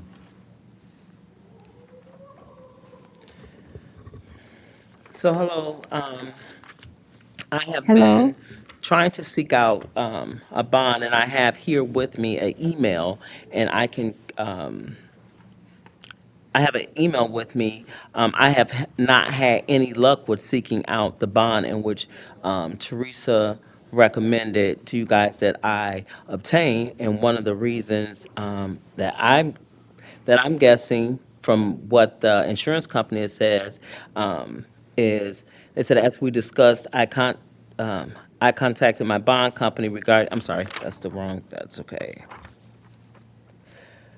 Okay, so yeah, I was told that there isn't a bond company that will provide a financial guarantee for an individual to pay back their loan. So from insurance company is the request that has been asked of me cannot happen with these insurance companies. Okay, yes. Teresa, where was she supposed to get this bond that she was required to have? So bonds are typically held through a surety who's licensed in Michigan to issue a bond. And so we had talked about doing a property lien or a security bond. And we voted in favor of doing a security bond. When Ms. King is trying to research this, they're calling it this financial guarantee bond. I'm more familiar with construction performance bonds and payment bonds, so this is a little bit different situation. So it sounds like we would need to look into further in communicating with other sureties whether this is something that's feasible. And then the second step is, if it is feasible, is it something that Ms. King wants to enter into? So at this point, we do not have a contract agreement written up because we're still working through this piece. What I'm getting at is who provides these bonds? A surety. And Y'all can hear me? Can you hear me? YouTube needs to.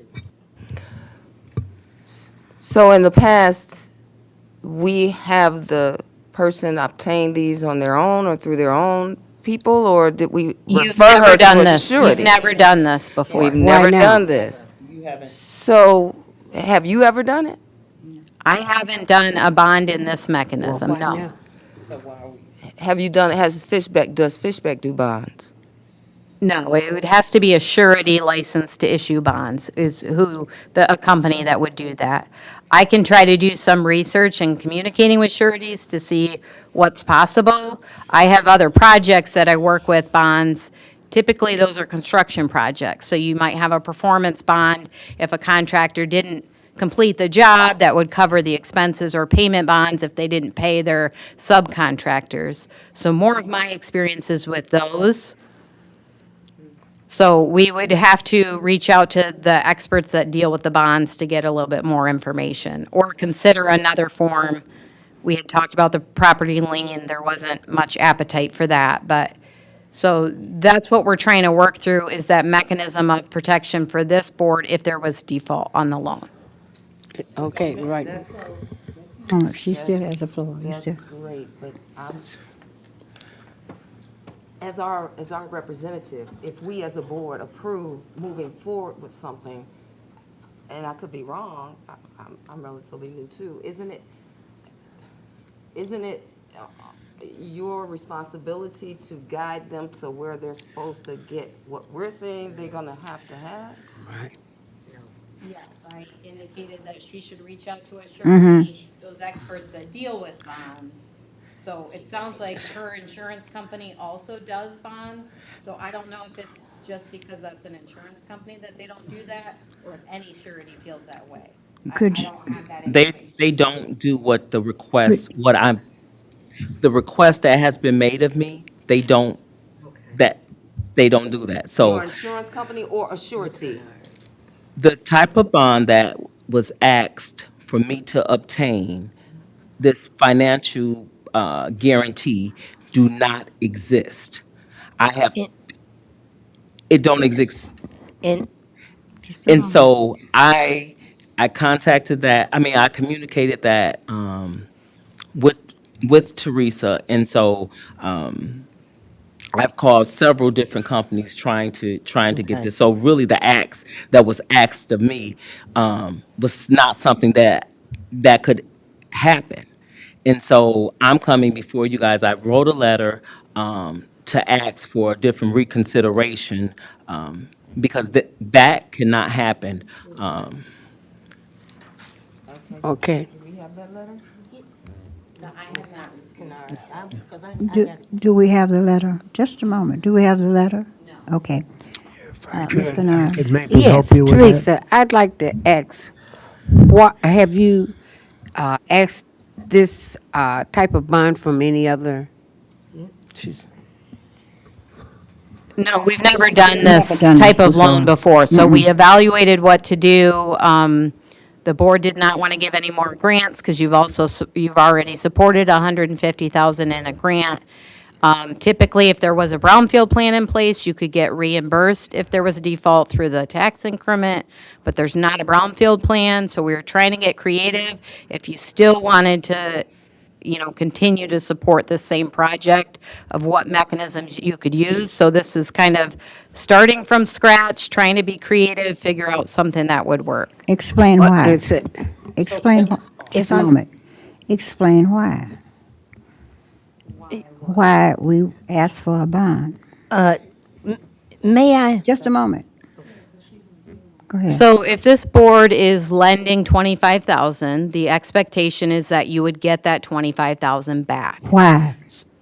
because it's a loan and not a grant. And because of, we need a way to recoup our money so we can lend other people. Right, and support other projects. And so my interest as your consultant is to protect this board. So I'm trying to come up with ways that you have some protections in place, just in case there was a default on the loan. Right. That Okay. is a wise way to do business, to That's have right. default mechanisms in place. Did we come Just, up? you wait till you call for, anybody else have their hands up? Well, you still have the floor. No, you finished? But that was on a question. I have my hand up. Okay, go back, okay. I'd like to. No, no. Mr. Little had his hand up before you had your hand up. And typically, an SBA guarantee, typically an 80%, 80/20, is a form of a surety. Normally, a lender is going to ask for that when they consider the collateral to be either weak or too spread out. But essentially, what they're doing, insurance companies or strong banks will issue a surety bond. If they do it, they're basically saying, if this is not paid back, we'll pay it. And they will not do that unless there's a strong enough balance sheet showing assets that are easily disposable to collect that money. And that's basically what it amounts to. You're certain? Okay, thank you. Thank you, Chairman Hall. I think that Mr. Tony can probably attest to some of this, of my knowledge. I think it has a lot to do with the small amount, because I'm sure that you have enough equity somewhere to cover the amount. But to take out a bond on such a small amount, I don't see any institution probably doing that. So I don't know how long of a period of time we gave them to pay. 5 years. 5 years. Okay. It will start in 1 year. Okay, so right. Okay, so it's coming back to my remembrance. If in fact we can do something else, because if they're at a halt again, and things are still being built and we're seeing it, wood must be down because we got a lot of it, but we want our own to continue the work that they've started, and I love it. I love what they're doing, and I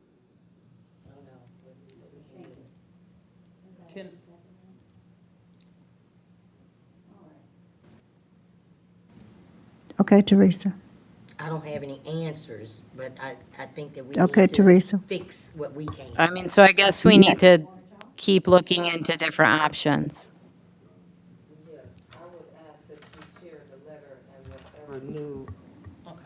So this is just like, so I'm writing to formally request that the authority move forward with our Brownfield project despite our inability to secure a surety bond. As previously shared, we've made good faith efforts to obtain financial guarantee or surety bond for this project. After consulting with our insurance broker and multiple bonding companies, we were informed that surety bonds guaranteeing repayment of a brownfield loan for an individual developer is not a product that is available in the current bonding market. Our work in the community reflects a consistent and demonstrated commitment to responsible redevelopment. We have successfully completed multiple rehabilitation projects within the city, reinvesting in the properties, helping to stabilize neighborhoods, and contributing to the local tax base. This project is a continuation of the work that aligns and is direct with the city's redevelopment and housing goal. It's not speculative in nature, and we remain fully committed to successful completion. I know that throughout this process, we have continued to try to bring board members alongside what has been happening with showing, not just coming into this space with saying what we're doing. We have invited you guys to look at the work today. I know that Ms. Chandler, Ms. Kennard, and also Ms. Mary has also seen the finish, just about 99.9% finish of one of the projects. So requiring a surety bond that not commercially available, that just continues to create a barrier that prevents community-based developers from utilizing some of the brownfield tools. We respectfully ask the authority to consider the totality of our track record, the protections already in place, and the broader purpose of the brownfield financing with this request. We are eager to move forward and continue partnering with the city and the Brownfield Authority to bring this project to completion. We respectfully request approval to proceed without the surety bond. And I don't want to just, well, I know we have new members, but again, my thing is being developers here, we have tried to continually bring the city, keep you guys abreast of what's happening. Born, raised, graduated from here, work in this community. I have sweat, blood, and tears here in this community. So to come before this board and ask for a support of a $25,000, and when we have multiple projects, to come here and say that we will not pay back a loan when we have shown you guys and understanding that some of the work that you have started with us have been new, right?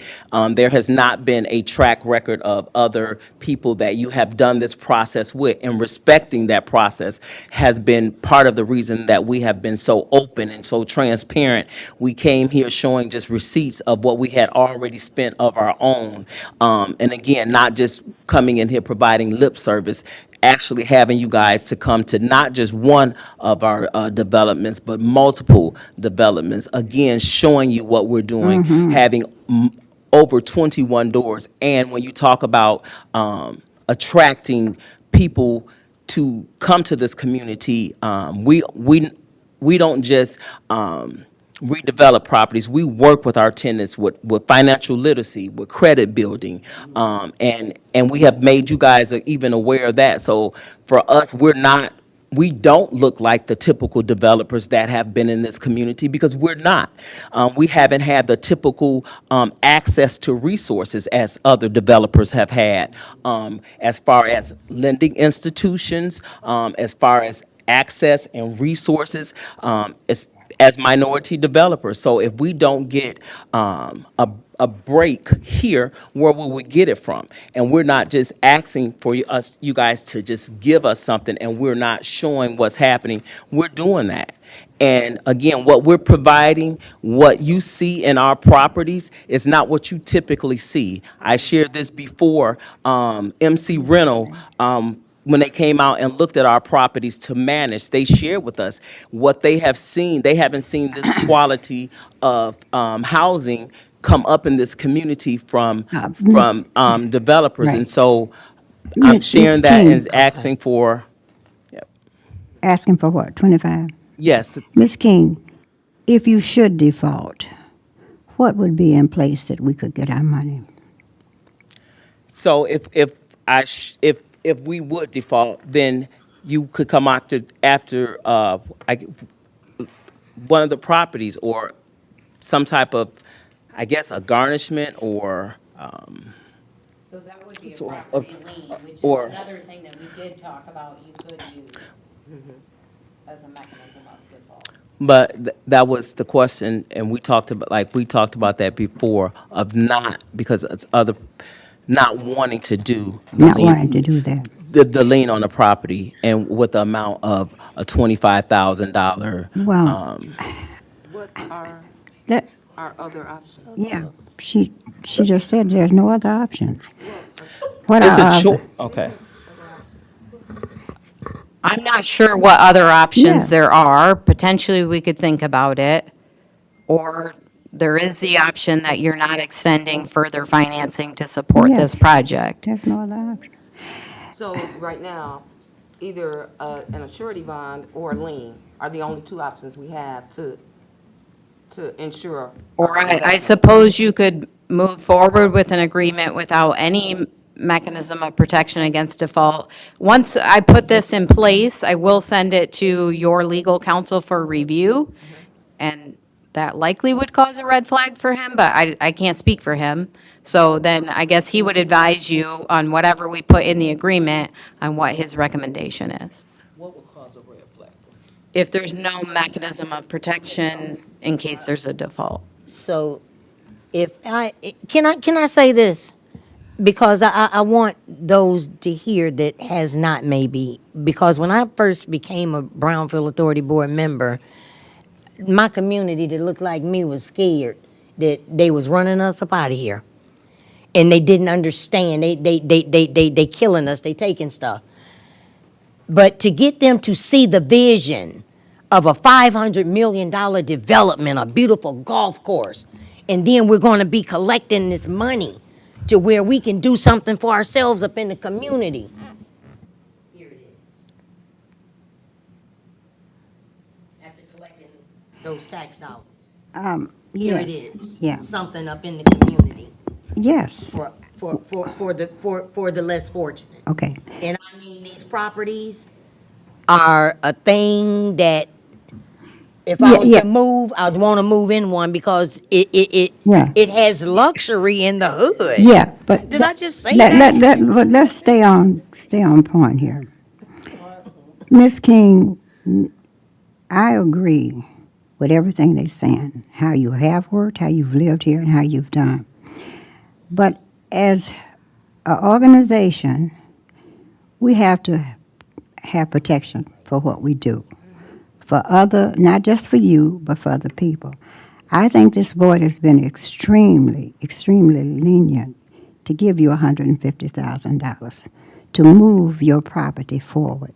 It's beautiful, a beautiful property. Now, I'm not going to say it against me or anybody else, but I have to say this. I went to the bank to get a loan, and I didn't know what I was doing at that time. And come find out, they come got my car. I said, why are you taking my car? They said, you signed that we got to get our money. You didn't pay. I didn't pay.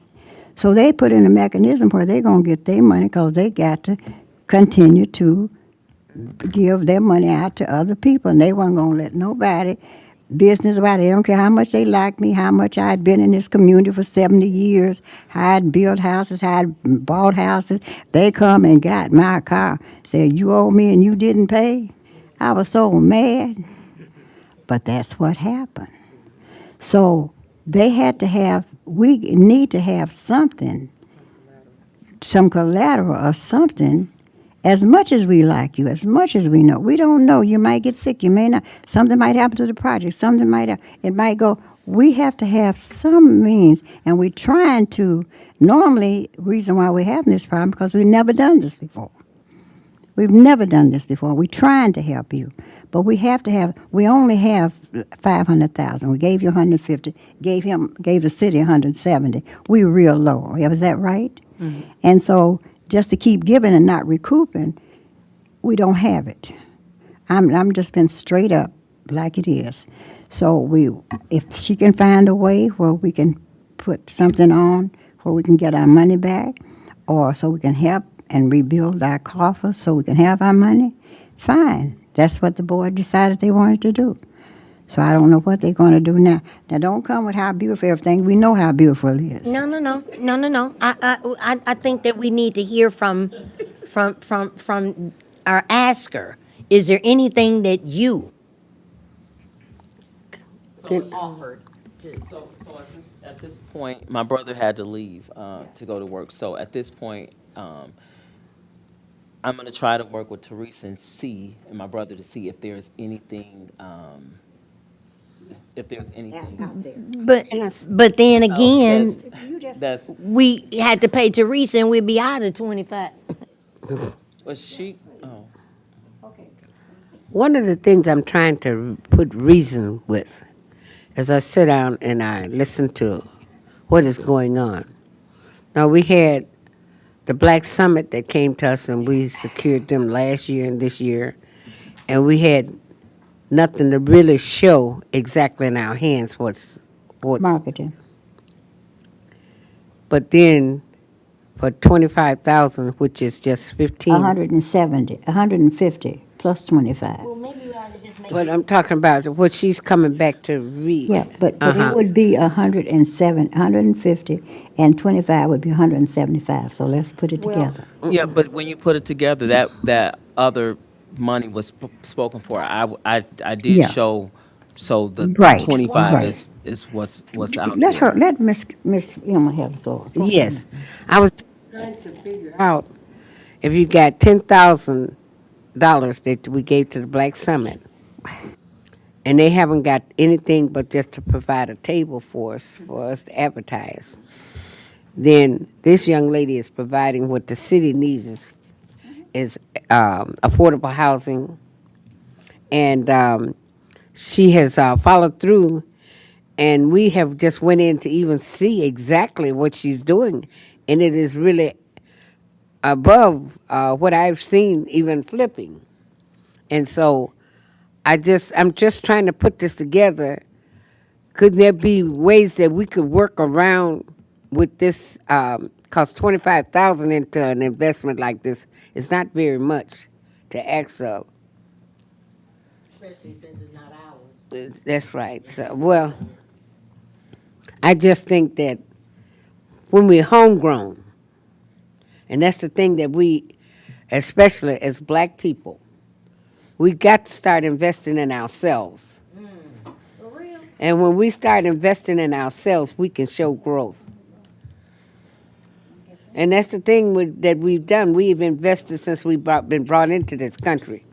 We've invested into everything else and built this country and everything. And now we can't even lean a little bit of a shoulder to work with our own.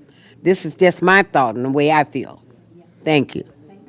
Ms. Hull, trust me, I hear what you're saying, and I hear what everybody is saying. And again, not to sound redundant, very appreciative of what has been given.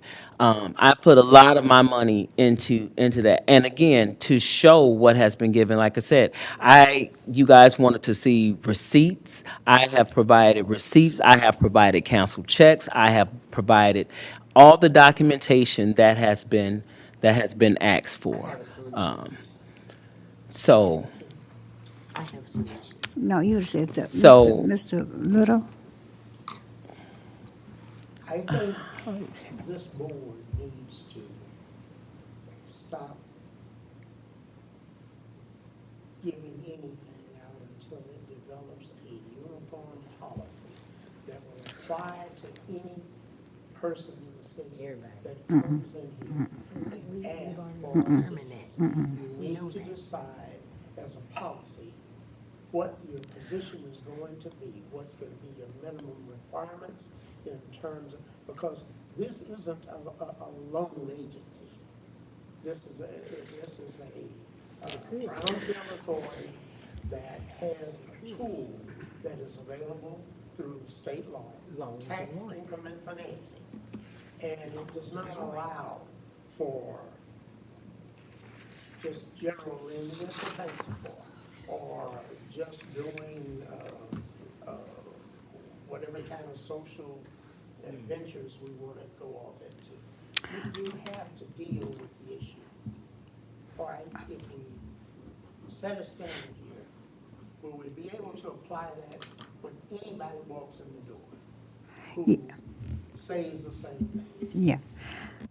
But I agree that some circumstances are different. Yeah. Just a moment, and I gotta go because I have a funeral. Yeah, policy should cover every circumstances.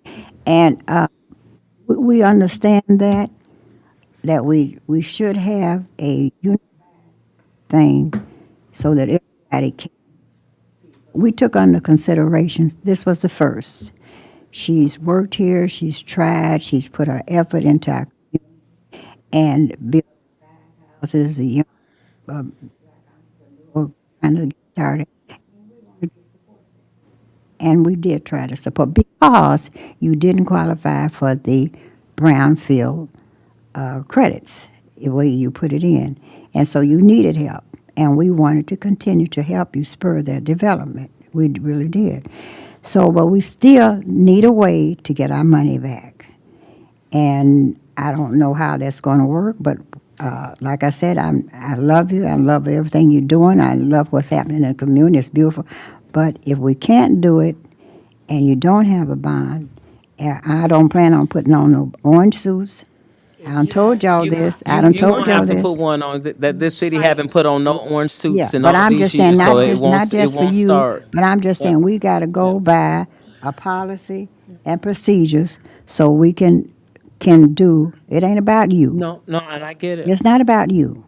It's about what we have to do as a board. And you Yes. guys are as a board. Yes. You guys have the full authority. Yes. As the board to Yes. make that decision. Now, I respect. Well, I respect. but we cannot go No, against. I respect what Yeah, you're saying. but we cannot go against Act 381. And Okay. Correct. Now, that's why we have a person here to give us a recommendation as to what we need to do, because we'll go all haywire here against Act 381, then it'll come back on us. So we don't want that. We want to stay clear. We want to do all we can to help you. We try to do all we can to help you and anybody else that comes through here. But we got to have processes and procedures to do this. Okay. Miss Andrew, okay. Yes, we do need policies and procedures. We need all that stuff. Mm-hmm. And I have been requesting a board retreat or meeting or You too. something whereby we can, determine what it is that we need. But we have already approved this, and now we need to find a way to move forward. I got away. So, Okay, I got away. all right. I recommend, because we don't have anything in place. Wait a minute.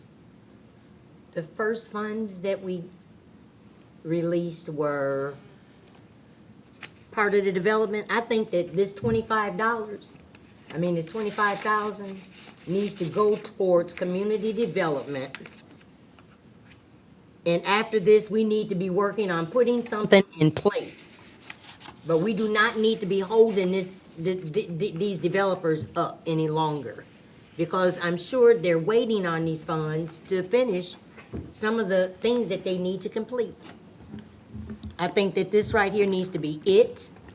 And we have done our development, our first portion of development within the community, and put something in place to just move forward to have those safeguards, those rails. Okay. Okay, so it was put in place, and we did all vote, Yeah. on it. Put your. It was put in place, and we did all vote on her to get the money. But she came to a conclusion that she wouldn't be able to get the bond because it was going to be a loan. That means that the $100 and some thousand that she had already got, she didn't want to come back in and just say give her $25,000. She was willing to pay it back as a loan. So I feel like we should probably put it on hold, not stopping her development, but to see what else she can do for us to receive our money back. That's what I think should happen. That's what we're Not doing. saying that she's not going to get it, but let her take another route to see She's if tried she everything. can do something else. Have you tried everything? I've tried what was recommended for me to do. Because I just only think it's fair to be able to get the money back. Because she had already had $100 and something thousand, which is a lot of money. And I can very understand her project is putting money back into the city. But this was her idea, saying that she would give back the money. So I don't think we should piggyback on to just give it to her for free. I think we should be able to get our money back.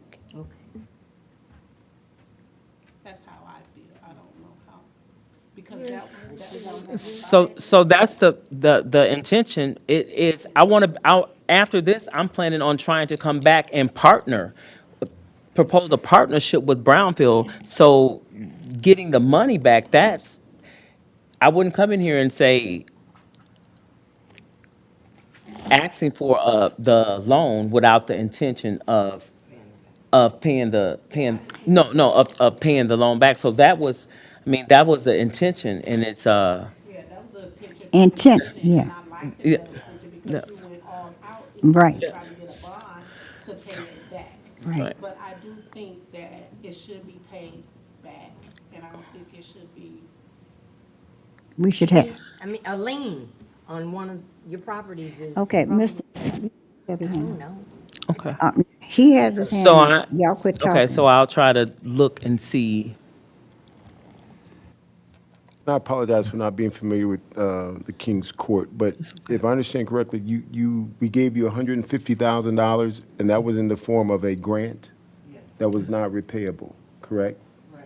And that $150,000, you were able to establish how many properties? So I have a total of 21 doors. Are these single but family or multis? You said what? Single families and multi units. Are these units free and clear, or do you have loans against these units? Let me see, two. I have HELOC with. Okay, so home equity line of Yeah. credit. Okay, against two of the properties. Yes. Okay, what about the other single family or multis? Do you have liens on those? No.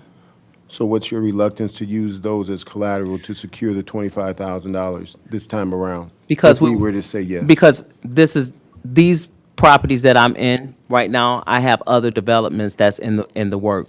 And so that was the initial reason I did not want to do another a home equity line of credit, or have a lien attached to any additional properties.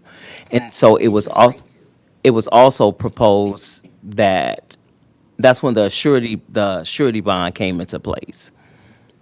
Just to piggyback on the surety bond, did you call Bovo bonds? Did you check with them? Bovo, B-O-V-O? I know they do bonds. Yeah. So no, I didn't check with Bovo. I checked with Progressive. I checked with IMS, State Farm, and it was So those are all insurance. so Yeah. there was flaw. Yep. Okay. Because I Okay. know So that no, I didn't call Bovo. So I guess that would be I would recommend that, because I know when people buy vehicles and they're unsure of where they're getting vehicles from, if they're going to be stolen or So that's- whatever, they can go and get a bond for that vehicle. You know, if they pay 10, 15, 20,000 for a car, Secretary of State makes them go get a bond for that vehicle. So they can there are bonds out there. So that cover flaw that. insurance, I think, because I did that before with a vehicle.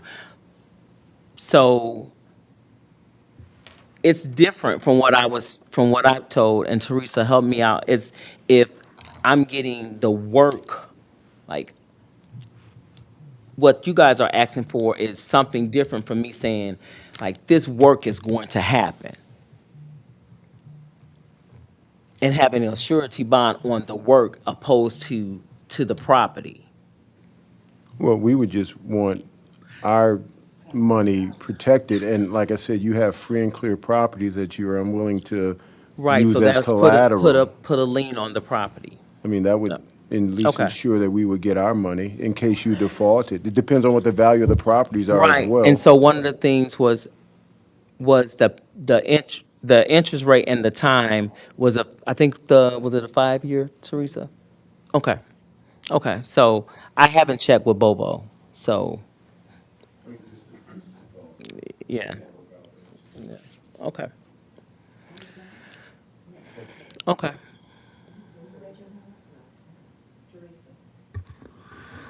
So a couple points. One, you do have housing, property, project policy guidelines. It says the primary way that you will support these types of projects is through a brownfield plan. So we did the math. There was going to be very little increment, so it's kind of like, when's the juice worth the squeeze? If you spend this money preparing the plan, implementing the plan, and there's not enough tax increment generated to pay her back. So this board chose to grant her free and clear $150,000. She has completed a lot of that work. A lot of the board has seen it. It's great work. But initially, that was, okay, until this project is completed, and then we moved that up. This is a separate loan. Again, typically when boards are loaning these dollars out through their LBRF, it would be a mechanism of reimbursement through tax increment. That's the primary way these boards function, is through these tools you have in place with statute, is through the tax increment. Can you donate money? Can you do a grant or a loan? Yes, you can. That's probably not your primary way. It's also not your responsibility to fully finance or majority finance projects. So that's just something to keep in mind. You have donated significantly. It was my recommendation that you have expended a significant portion of administrative expense in working through all of this, that you are not recouping through a brownfield plan, that we kind of call it a day where we were. This board chose to move forward with a loan. We can still continue to move forward if you want us to explore other options. Part of it may be going through insurance agencies and not an actual bonding agency or surety, so they might be more familiar with the security bond or the different types of bonds. So that's still an option that we can explore that. The other thing I will say, even though you took action to extend this loan, we still need to put the agreement in place, and that was with the understanding that a bond would work. Once we get to having an agreement, it's up to Ms. King, if we had a bond, if we had a lien, whether she wants to do that. Does that make financial sense for her and her standings with her other lenders to do that? It may or may not. And so I just want you to keep that in mind. It's not your responsibility to fully finance these projects. So if you want us to continue working on options, we will do that, but I just wanted to point that out. And then next on our agenda, we do have what you're legally allowed to spend your funds on. So I'll reach out to Bobo. To Bobo. Okay. Well, you just continue to work with her. Okay, thank you. Thank you. Thank you, Ms. King.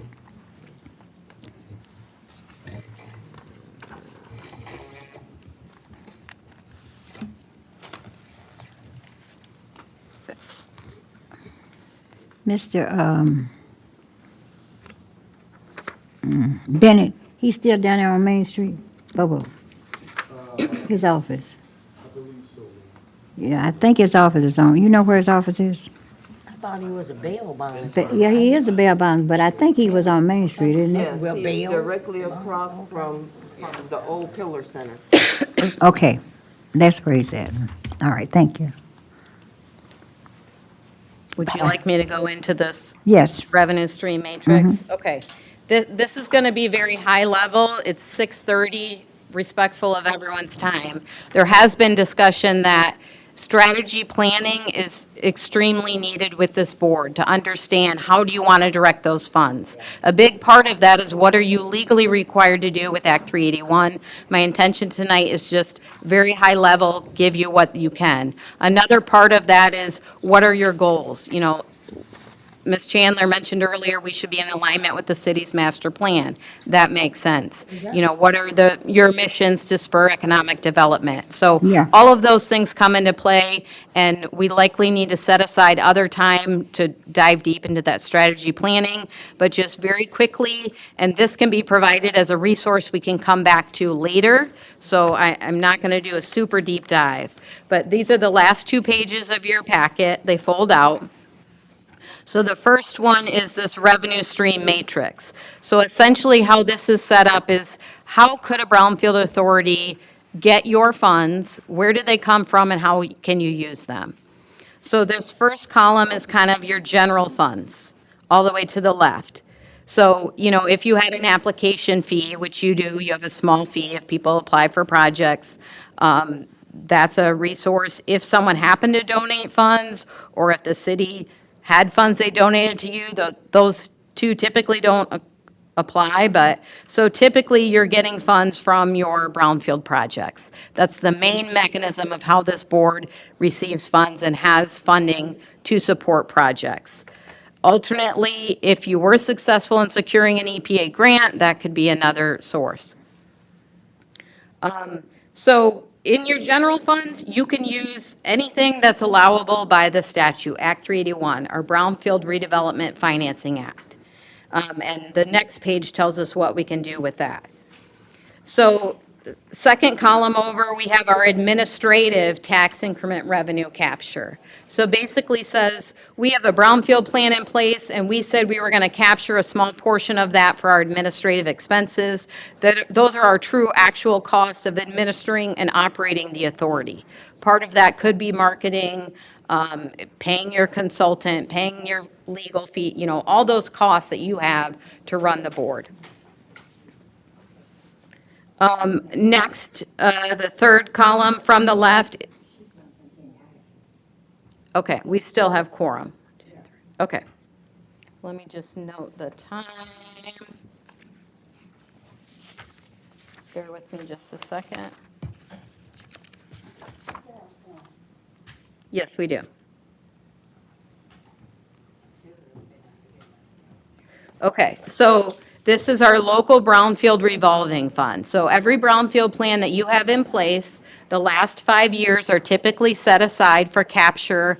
After the developer has been reimbursed, the Brownfield Authority can continue to capture for 5 years. This helps you create a sustainable fund so that you can support other projects in your community. You still have to use those 4 eligible activities in accordance with Act 381. So it can't just be like, this sounds good, we want to do that. It still has to be an eligible activity defined by Act 381. And then all the way to the right, there are state and federal programs that may apply. Eagle has some loans that, you know, typically a developer can't apply on their own. They have to go through a local unit of government or a Brownfield Authority. So you may be able to apply for grants and loans on behalf of a specific project or developer. So those will all be defined by those specific program of how you use them. So that's just how you could potentially get money. The second page, again, I know I'm going through this really fast. This is something you can refer back to. This is exactly taken word from word from statute on what you can use what is considered an eligible activity. So we have department-specific activities, if you'll see in green, and then it's called out in green on the right, so you can see, you know, what are those things. Essentially, this is kind of our environmental cleanup we might have to do, response actions that might be required.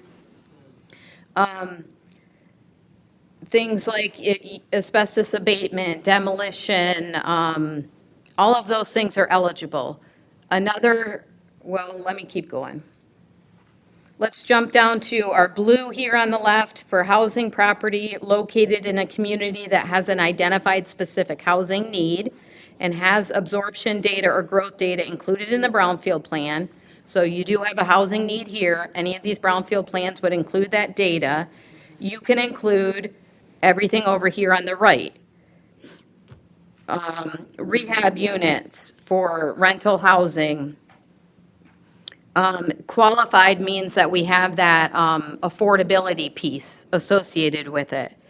We can use it for infrastructure costs, we can use it for demolition, temporary household relocation costs. Acquisition, this is only for housing, if we have blighted or obsolete rental units, so we might need that designation from an assessor, and we're gonna acquire those units specifically for housing, then the acquisition can sometimes be eligible. And then, again, this is only with housing, we might have this financing gap. It costs this much to construct, we wanna do it at this affordable rate, we're losing money, and MISHDA tells us how to do that. Back over to the left in the pink, if you are a qualified local government unit, which the city of Benton Harbor is, then you have additional activities you can support, infrastructure and site prep. Those are included in housing, but if it's not housing, those typically are not eligible if you're not a core community or qualified unit of government, but you are, so you have extra tools available to you. And then there's also properties that are under the control of a land bank, have other qualifications as well. Then there's specific things about transformational brownfield plans and a qualified facility that's kind of a very specific definition. So we don't have time to do a deep dive in this, but anytime we're thinking about funding, this is what you should have in mind. There are good things happening in the community that are worth supporting. It may or may not be a right fit for this board. So these are the types of activities that are eligible activities for a Brownfield Authority. And you know, And Kings Court meets those. it does, it does. And that's what I was looking at. And the one with the city being a governmental arm of the Brownfield, it's always been that way for Public Act 381. These other ones, though, to help out with development throughout the community is something that hasn't always been. And that's why we have people like, but we need something in place to, So the last thing I want to point out, we've mentioned it before, but we have several new board members now, and it's worth repeating anyways. Your primary tool is a brownfield plan. How that works is you have a developer come in, they own a property, they're paying their taxes, we have a certain taxable value of that property. Now, if they want to invest in their property and redevelop it, the taxable value is going to go up because they've increased the value through the redevelopment. Act 381 allows certain eligible activities, which we just saw on that sheet, to be reimbursed. So that means the developer is using their own money, or they're getting a loan through financing, or however they're securing the collateral and the financing to complete that project. They're paying for those costs. They pay their taxes like normal, the higher tax rate, but we can collect that portion and reimburse them for these costs that are eligible. So when you use a brownfield plan, the Brownfield Authority does not need significant resources to do that. The developer could get $200,000, they could get $1 million back if it's eligible, but the way those finances are available is because they invested in that property. They paid their taxes. It was their money that essentially is getting paid back. So the difference is if you're directly granting or loaning through your LBRF, is those are direct costs to this board.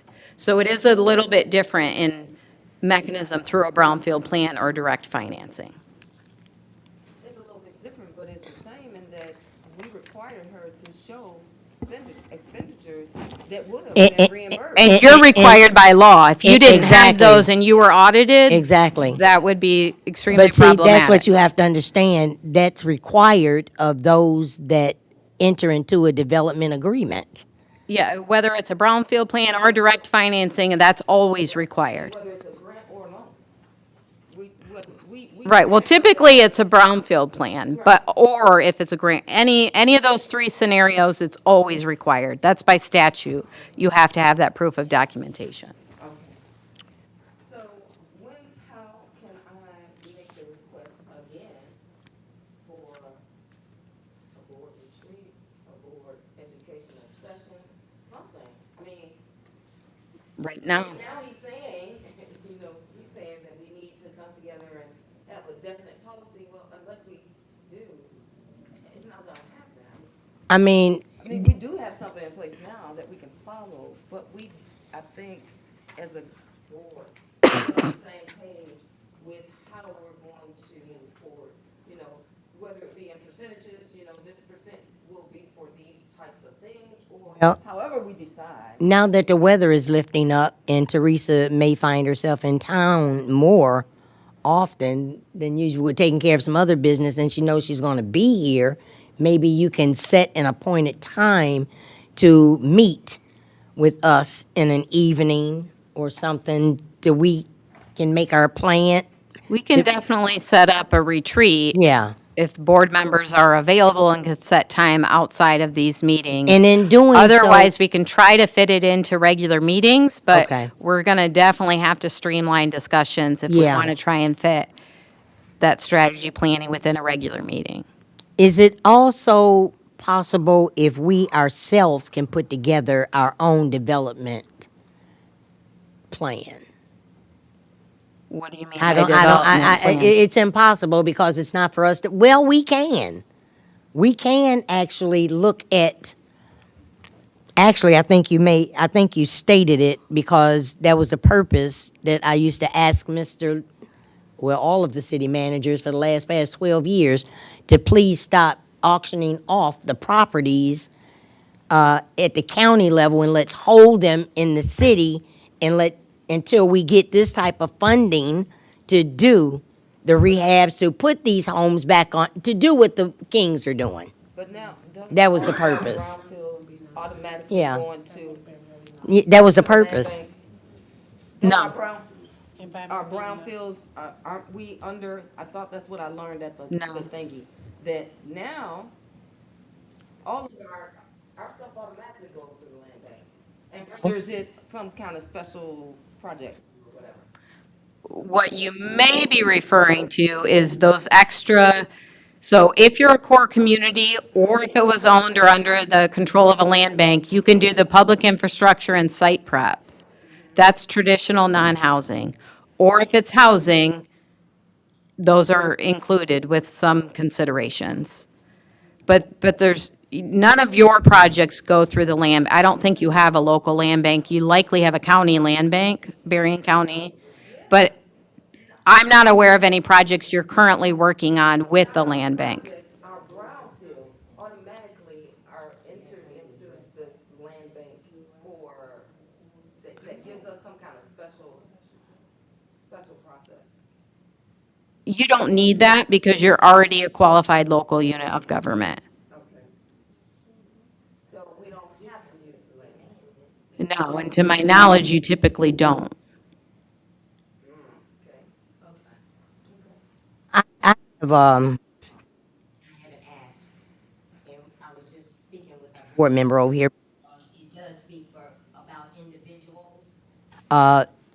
In the charts that you just showed, and within this, the properties that, the funding that we gave the city to do some demolition work.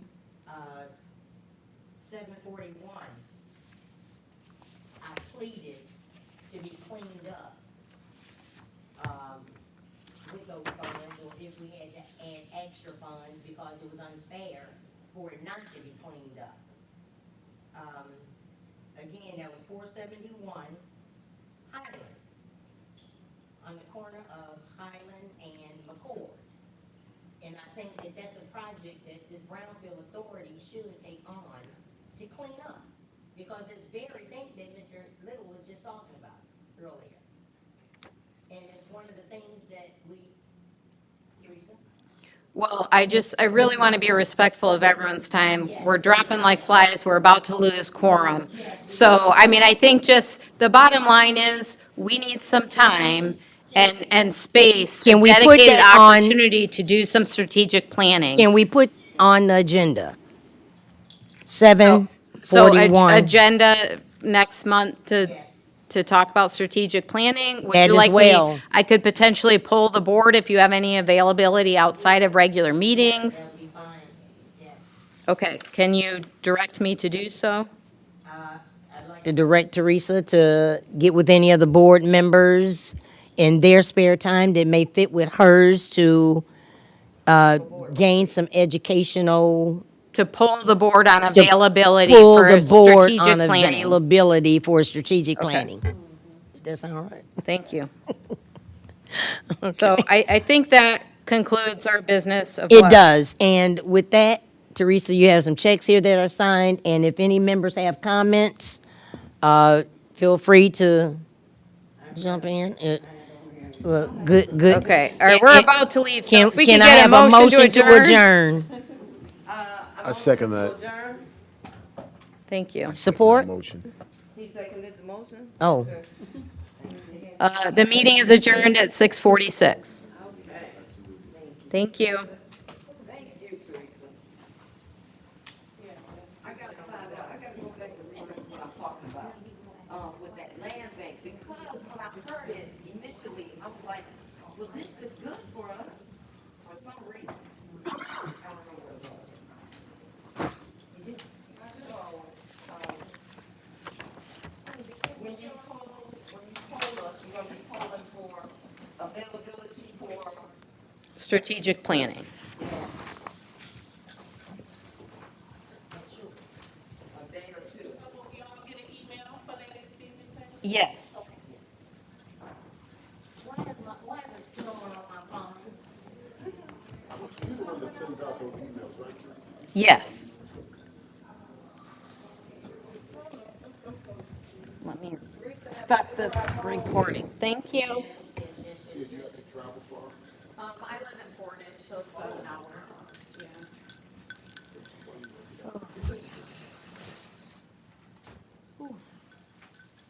It's a pleasure. Absolutely. What was your name again? Mr. Bennett? Bennett, Mr. Bennett. Great. All right, Teresa. Thank you. Thank you. You guys have a good night. You too. Drive safely. So that was probably a lot for your first meeting. I know I'm new on the board, but when I hear that we had $500,000 and we gave 150,000, 33% almost, to one individual, that shocks me. Yeah, I was trying to make that point, that that's a significant investment, and you're not recouping any of my cost to work through all of that. Yeah. So I feel like we should be done And and I not have do property, me anything and my else. partner, we have multiple properties in the city, but we need to be able to protect our investment. And if I can't believe they gave her 150,000 with no strings attached. Right. That really shocks me. Well, and that's what I'm trying to, one, keep the board's best interests in mind, and Absolutely. keep reminding that. You are a fiduciary. Yes, but also, I think it can be hard for people to understand that something can be good and have value and not your responsibility to fund that or Yeah. fund all of that. Yeah, I mean, go traditional routes. I mean, I hate to say it, we had to go to lending institutions and go in our own pockets to Right. develop our properties in Ben Harbor. We never came to, you know what I'm saying? So, Well, and I mean, that's something too is, you know, when these projects come about, typically, you know, a developer might come at the very beginning. This is what I'm thinking, and they might be able to say, hey, I have this shortfall. I've secured financing up to here, I have this and then the board can make an informed decision. Right. You know, you have the means to make this Right. come to fruition. We understand here's a shortfall that falls within what we can do. Right. We can do that. Right. In this case, she had already started the project and then came forward. So it's a little bit difficult situation to be like, if you're struggling to pay for it, Right. is it this board's responsibility? Now, she has completed quite a bit. We have toured it. They look great. She's adding to the housing stock. Sure. That can be true and recognize we've already given a significant amount of funding, and it's not necessarily our responsibility to. I mean, I think, and asking just for a lien on one property to cover our investment is not, you got multiples, you should be able to give us some guarantee on one of them. Yeah, well, and we can say, that's what we feel like is reasonable to us, and if she doesn't want to do that, okay, then she doesn't need to accept the additional 25,000. No, I agree. Well, it's a pleasure to meet you, Teresa. I look forward to working with you and talking with you. You as Drive well, safe to and same Portage. with you, Paul, nice to meet you. Same here. Let's see you the next one. When is the next? February 12th, so the second, Thursday. second Thursday of every month at 4. Okay, all right. Thank drive you safe- both. Drive safe to Portage now. Okay, I will. Okay.